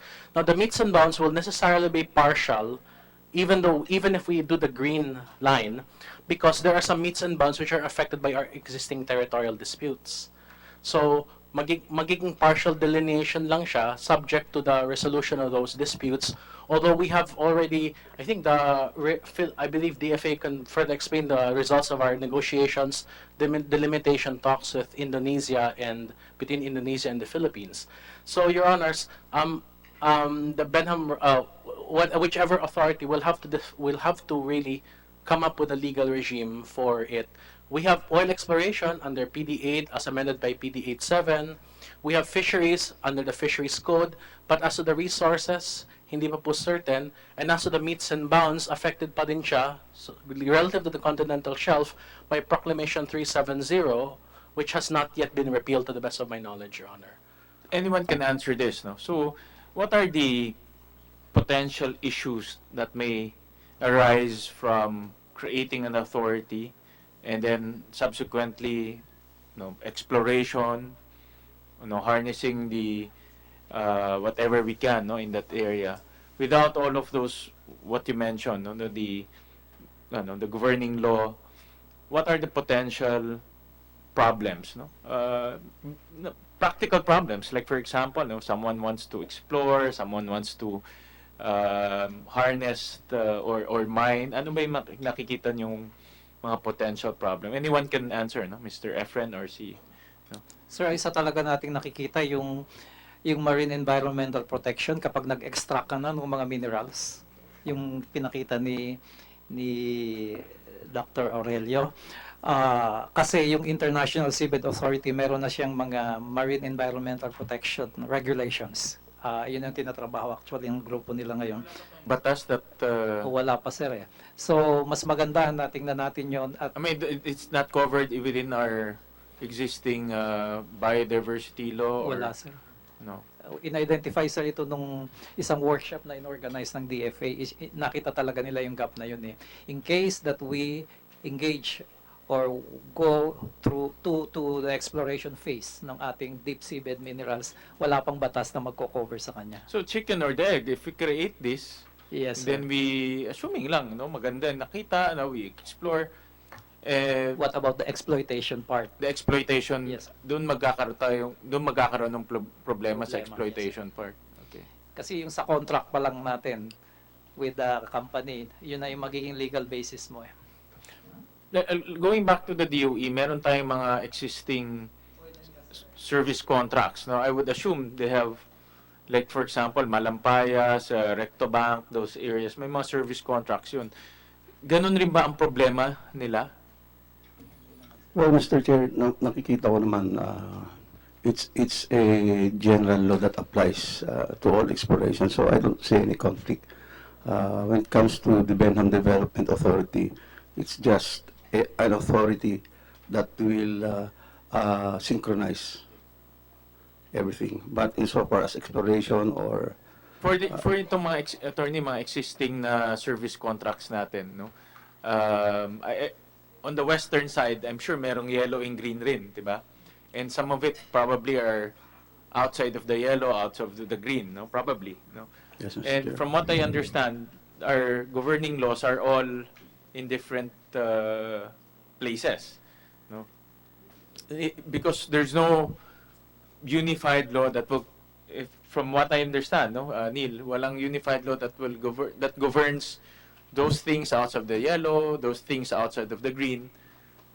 Potential problem might come out in the future. But right now, as we speak, meron tayong mga service contracts already nasa yellow and green eh. So, hindi ba delikado 'yan? Is that a problem for our country? In this area, Mr. Chair, Or general law on applies? practical note, wala kasing overlapping claims dito sa Pacific side eh. Doon sa kabila, Yung from what I understand from Attorney Neil, no, and kay Mr. Efren, yung governing law, let's say ecological problems, biodiversity problems, tama ba?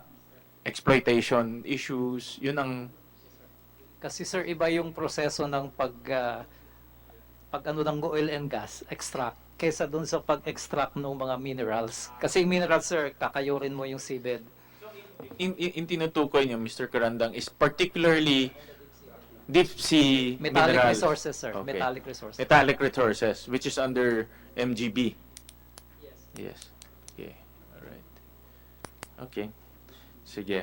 Before we continue that discussion, let's hear from the final presenter, the Oceana Philippines. Thank you, Mr. Chair, and good afternoon. We at Oceana Philippines are very privileged na nakasama kami sa latest expedition last 2016 ng Behnham Bank, the shallowest part of the Behnham Rise region. And we actually have our marine scientists who can show the conditions nung last na expedition ng 2016. Meron kaming prepare din. Wala kami presentation, but we provided high-tech video systems to document what's in the area because we wanted to know what was in the Behnam Oceana Bank. Philippines is an NGO. It's an NGO, yes. And ano yung advocacy? NGO, we are the largest international advocacy organization focused solely on protecting the world's oceans. So marine Protecting conservation. the Oceans. Oceans, okay. So marine Sige. conservation po. Alright, sige. Marine conservation. Alright. So, as the Behnam Bank, we wanted to see what was there muna para malaman natin what's there to manage, to regulate, and to protect, particularly sa Behnam Bank.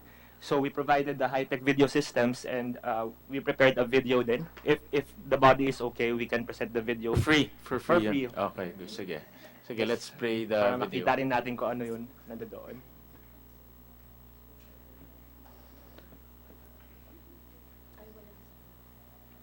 May sounds po ba? Hey, Naman tayong sound. maganda po sana yung sounds. Wala siyang sound, sir. Low-tech tong Senado, kaya... Walang sound. Apo. Walang sound, sir. Wala.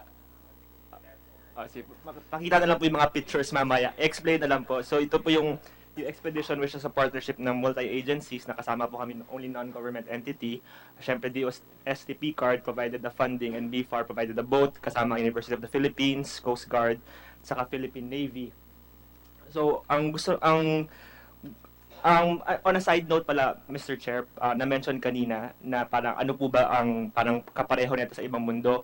Meron po kasing Oceana rin sa Chile na meron pong similar na parang Behnam Rise din. Ito yung tinatawag na Nazca Desventuradas na marine reserve. So pwede po natin gawing model yon na meron pong isang part doon na talagang rich sa biodiversity which can be likened to Behnam Bank.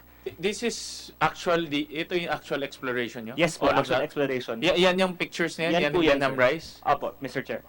100% coral cover, so as our scientists would attest, it's coral on top of each other. Coral over coral. Hindi yan anilaw o ano? Hindi Baka po, sa sir. anilaw yan. Hindi po, Mr. Chair. Doon po yun mismo. Actually yan, ha? Opo.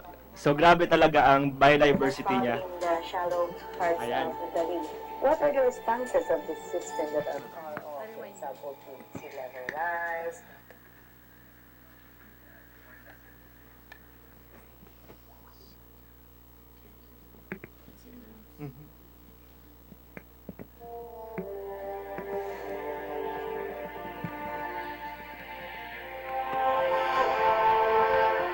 This is essentially an unexplored frontier of the Philippines. This was part of the high seas, unclaimed and unprotected. The U.S. territory given to the Philippines by the United Nations in 2012, and that it's largely unexplored. There was enough evidence to show that it was connected to the Philippines geologically and geomorphologically, therefore was part of our continental shelf. Is an area as big as Luzon. I'm not mistaken, 13 million hectares. Behnham Bank is composed of mesophotic reefs, which are reefs that are found 50 to 150 meters deep. They said 100% coral cover, and I'm like, that doesn't exist. 100% is crazy. And there was 100% coral covers. There's a lot of deep sea that occupies us. All our sea mass have coordinates, and all of those sea mass have eager people to study them. Would be way ahead. Well, surprisingly, each site that we've gone to has a sort of like its own characteristics. The very first site we landed on was just covered with coral, plating coral sheets just overlapping one another. The corals that live here have the potential to reveal a new species that's never been found anywhere else. The spawning fish that live here actually have the potential to help recover fisheries across the country. There are studies that say that this could be possible refuge of fish that are found in the shallow parts of the reef. What are the responses of this system that are far off, for example, to sea level rise, ocean acidification, or bleaching? There are the bleaching events here. It would be great to be able to identify a place where recovery can begin to rebuild oceans in the Philippines.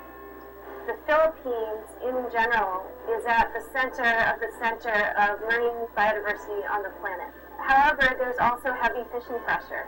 And because of that, the fish in the Philippines are getting smaller. It's getting harder and harder for fishermen to make a living. You know, there's appalling poverty, especially among fisher folks who are considered as the poorest of the poor.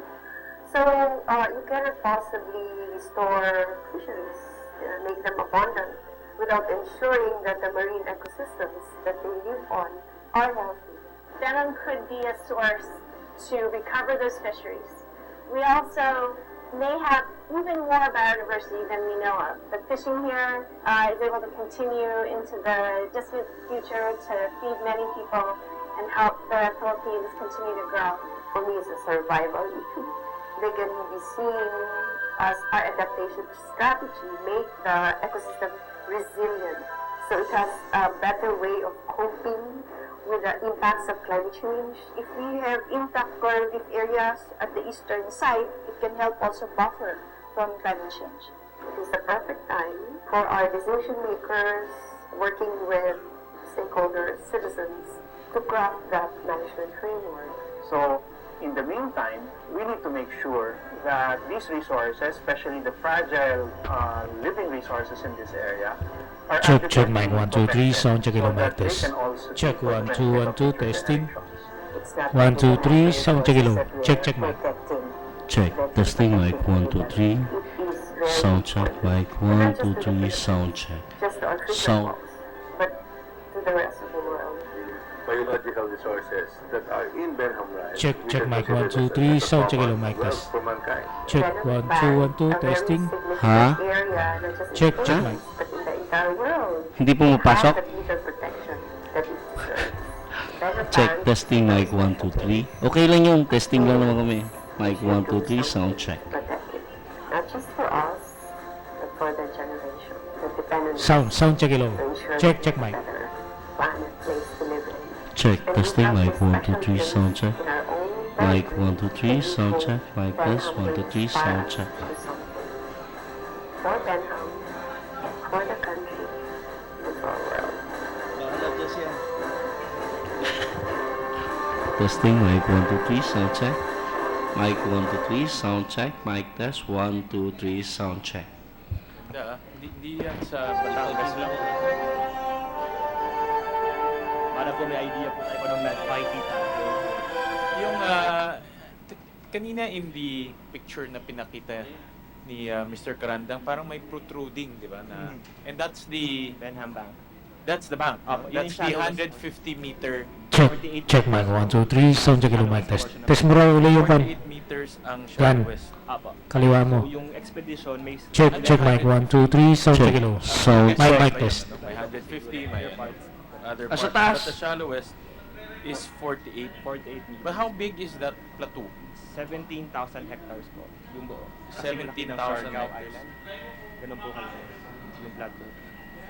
Yung ito pong expedition, may 11 stations lang po saan nag-dive mga divers to film kasi yun masyadong malalim po. So yan yung 17 yan yung platoon. Apo, yun yung pinaka-shallowest.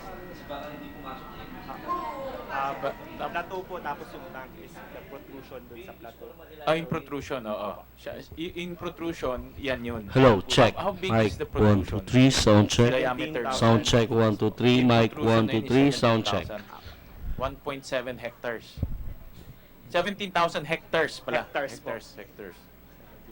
Laki rin, ha? Malaki po, sir. Laki rin. Kaya yung potential din po niya for fisheries kasi grabe at tremendous ang biodiversity po niya. So maybe yung scientist makakapag-explain po pero protected po yung mga fisheries natin dito kasi hindi po siya malapit sa nearshore areas na very prone sa climate change na mga impacts. Ito po protected siya. So pag magiging... You call that 17,000 ano yan? Plateau or what's the technical term? Bank. The bank. The Behnham Bank. Doon po yung sure tayo na marami na 100% coral cover kasi the other areas of the rice po which are very deep, hindi pa po na as far as I know, hindi pa po na-explore. So if ever yung mga nasabi kanina ni Doc Mario, mas malalim pa yon. Opo, yung mga that's about 2,000 meters pa. Opo. Below that bank. Opo. Sobrang super tip lang po talaga to. Oo, ito lang yung tip niya, no? Okay.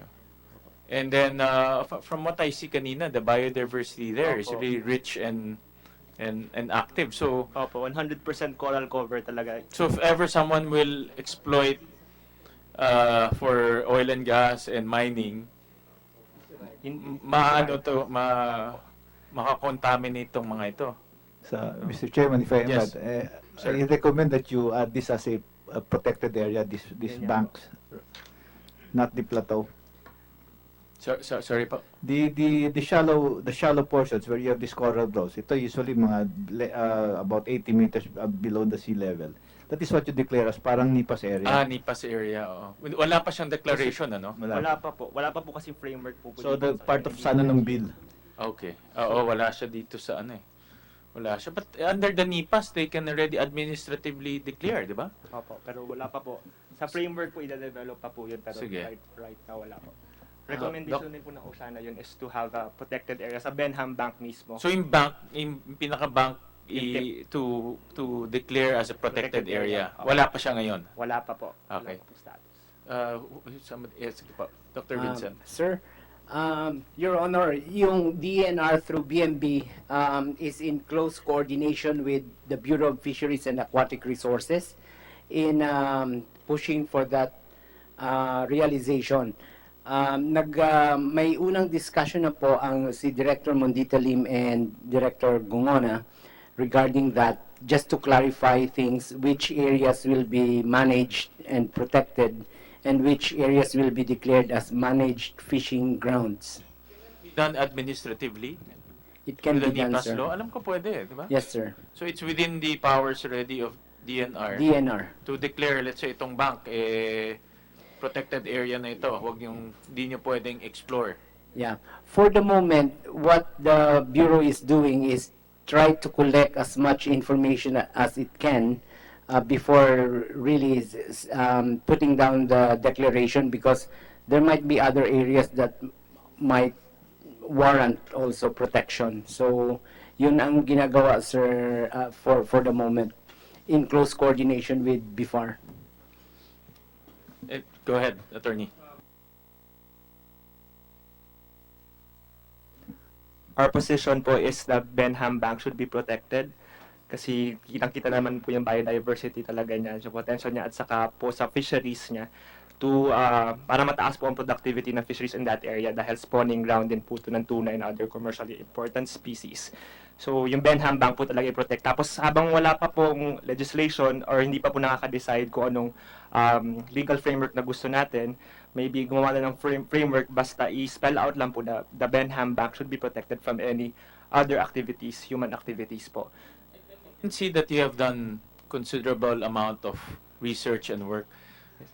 Based on your experience itong nabasa niyo ba itong batas? Apo. What do you think? Na-review na po What's namin. your opinion? Apo, we submitted creating our this? comments po, pero yung mga major takeaways lang Yeah, po may siguro major namin. lang, major lang. Opo, well, we appreciate po na itong batas na to is wants to have a holistic approach in managing Behnam, the Behnam Rice region. Pero napansin rin po namin na more leaning towards development and exploration po siya.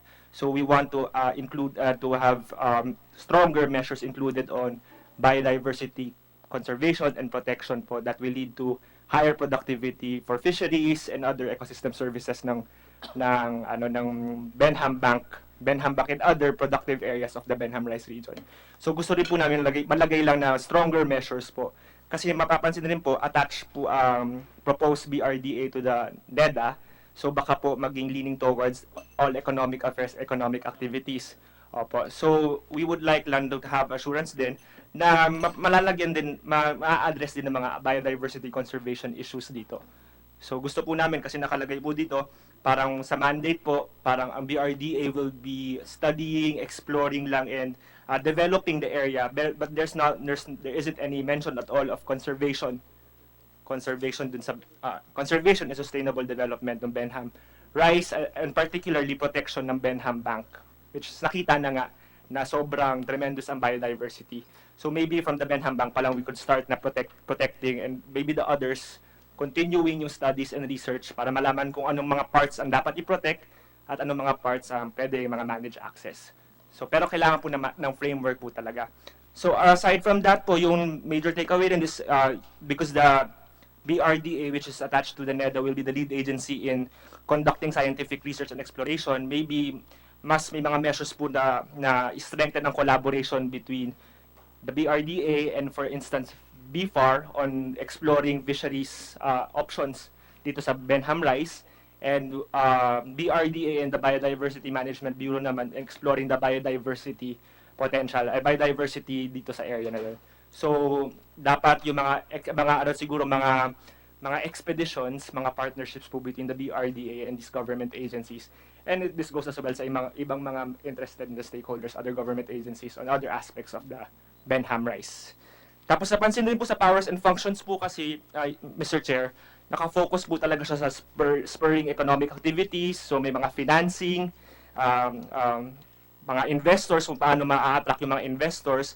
So dito po talaga napapansin na medyo nagkakakulang po sa biodiversity conservation na mga measures. So gusto po namin sana na ma-address itong mga issues po na to.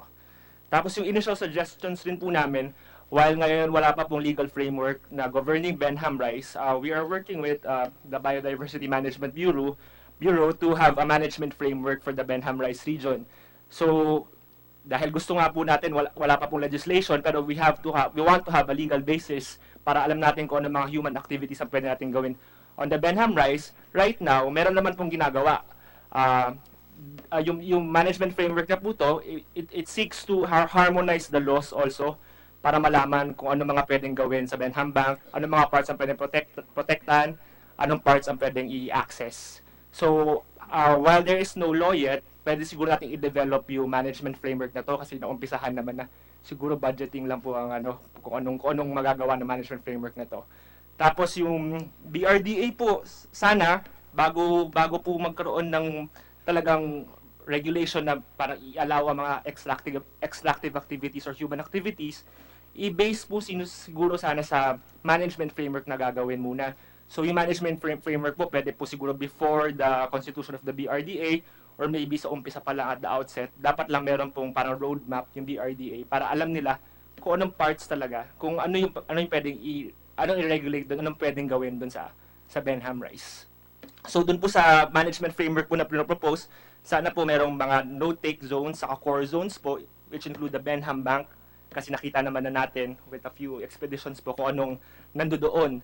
So dapat po meron siguro i-establish muna na no-take, saka core zones, tapos may mga ibang parts po na mga managed access zones. Pero yung mga alam na natin po, na-research na natin, siguro pwede pong i-protektahan na po natin.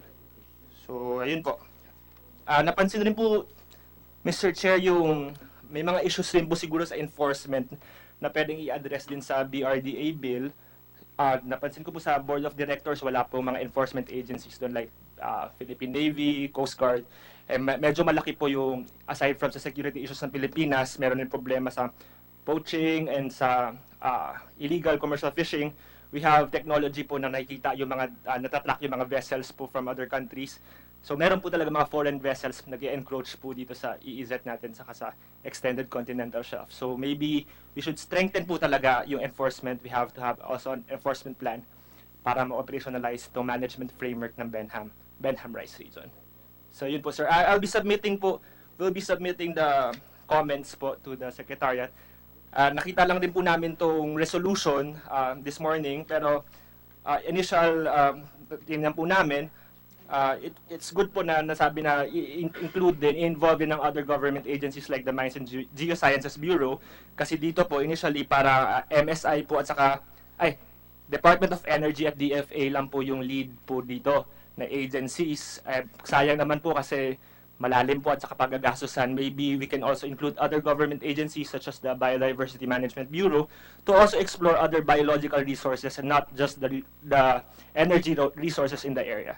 So maybe genetic material at saka biological material for medicine, meron din makukuha. So, at saka may management framework po dapat, kailangan mag-comply sa management framework sana bago mag-conduct ng seismic activities po through this resolution. So, ma-ensure na walang no-take sa core zones ang may encroach ng mga seismic activities. Yun lang po, Your Honor, mga major points po that we'll be submitting a more detailed position on this po sa Secretariat. Thank you. Actually, before nakita ko yung video, parang sabi ko dapat mag-drill na yata eh. Pero nung nakita ko, ang ganda pala, medyo masisira ho talaga. I mean, that's the first time I've seen actual footages of the bank itself. And now I have visual appreciation of what's happening there. Well, the nice thing about this bill is really, it's a holistic approach to development. No? But you're correct in saying that the reason why it's lodged under NEDA, because it will be part of the development framework or development strategy of the whole country. No?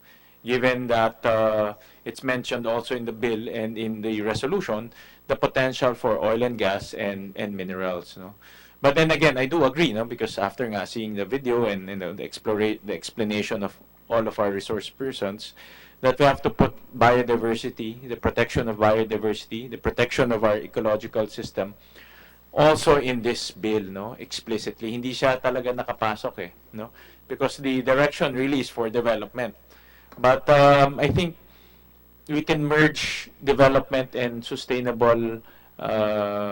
We can actually make it a sustainable development. No? Merge the national development with our ecological balance to make it more holistic and sustainable. Para hindi lang tayo yung kikita, kundi yung mga next generation kikita rin at makikinabang.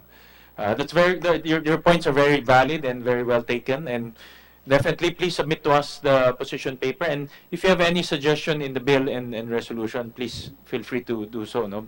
It's good to have a healthy balance in this discussion. Hindi lang puro development, oil and gas, kundi no, we have to think of the future. I do agree. You're the last presenter, and before we terminate the hearing, any last words from our resource persons? Attorney Jerpy? Let me just add that in the framing of the framework, let's put a space on energy resource development to be not totally shut out. What if one day we see that this is massive volume of gas that will be used? We don't know. There are methods on how to do it on a scale of being environmentally friendly. So let's just provide the space so that, because as I mentioned a while ago, there were instances when there were explorations that were stopped immediately. So in this case, in the event that this area would be a potential source of energy, then let's not shut out that activity. Of course, balancing everything. Definitely, Attorney Jerpy, I think my own takeaway, no, and before I recap, meron pa ba tayong, sir? Dr. Mario? Thank you, Chair, for giving the floor. Perhaps in the overall framework, it would be good to take a look at the model of the International Seabed Authority, because at this point, the authority is now about to award contracts for exploitation. But having said that, it was a very long process from the pre-exploration to the exploration to the exploitation stage. But in the course of going through those 15 to 20 years, what the authority did first was to lay down all the regulations. So I think in establishing the framework, all our lawyer colleagues here are correct in saying that we should have first a groundwork of laying down all the regulations. In tandem, for example, the exploration regulation in tandem with the environmental regulations, as well as the exploitation regulations. Otherwise, we cannot do it piece by piece, in piecemeal. Matitigil po tayo sa isang phase So, walang continuity pagka ganon. Thank you, Mr. Chair. Right. Thank you, Dr. Mario. Mr. Chair? Any... May I add lang po? Sige, You were asking earlier if meron tayong mga models sa other countries na parang paano i-manage ang Behnam rice. Oceana is fortunate enough to have a branch in Chile na may similar na parang geological feature. They call it the Nazca Desventuradas. Malaki siyang plateau din off the coast of Chile, and it was a part of it was established as a marine reserve. So malaki po talaga to. Maybe we can check that rin kung paano makukuha yung ibang mga options doon, mga ibang mga suggestions doon like sa tourism, saka kung paano nila ginagamit yung ina-access yung mga resources in that area. Sige po, if you can please provide us also with that information since meron kayong branch yata doon, ano? So we can be enlightened on how they are protecting their areas and implementing sustainable development. Any last words, Dr. Vincent? In addition to what Oceana had said, the bank is only around 17,000 hectares, but the target of BMB to declare an area as NIPAS or just probably, marami kasi ang nagki-cringe pag narinig nila protected area na naman parang no touch, but actually that's a wrong notion because when we declare NIPAS, it means na managed lang yung activity sa loob. May mga core zone, may mga multi-use zones din. So that's a notion na dapat namin i-correct. It's like a managed area. Ang target po namin for Behnham rice is around 2 million hectares of the 13 million. Yun po. Thanks. May we recognize the presence of my good friend, the Congressman of, saan ka ba ngayon? Davao Oriental, Congressman Mayo Almario. Yan. Di ho yung member dito, but nangungulit lang. Yan. Any last words po from the, from our resource persons? Wala naman po. Let me just give my own personal takeaway. No? It's really, actually exciting ho to, no? Because it's unexplored and very little knowledge is known about this area, but definitely the initial findings are all quite positive.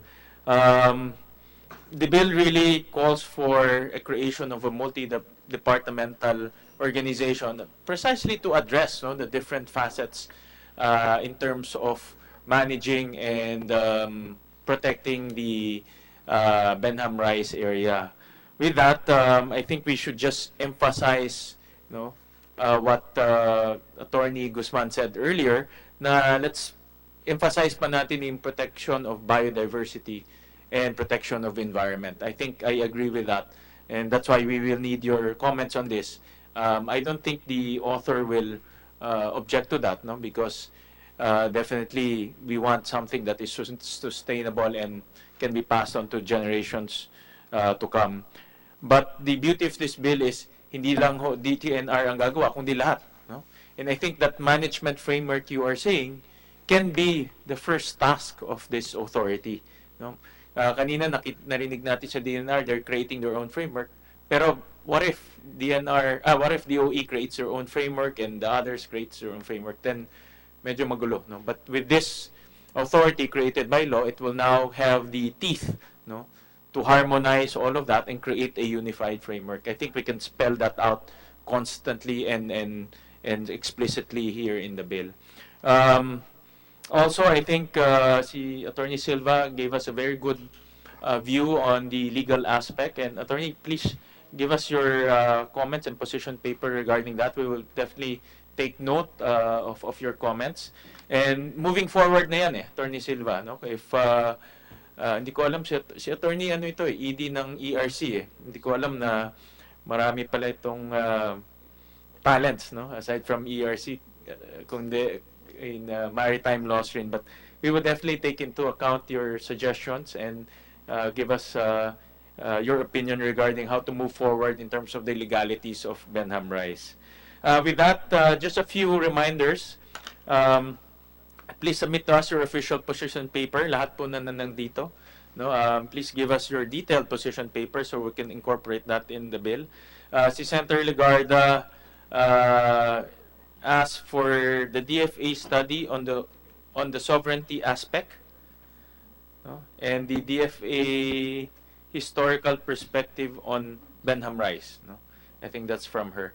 Aside from that, opinions lang and position paper ang kailangan namin. Since we don't hear any major opposition to the creation, subject to the position paper, especially from NEDA, dahil hindi namin kasama yung NEDA ngayon, subject to the position paper.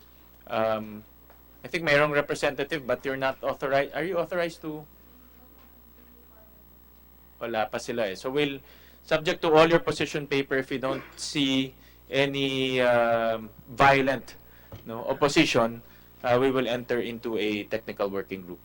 With that, thank you very much for your time, and alam nyo, nag-enjoy po ako sa sharing natin because this is really my first time to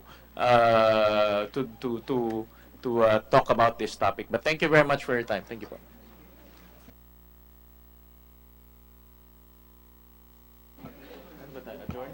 Meeting is adjourned.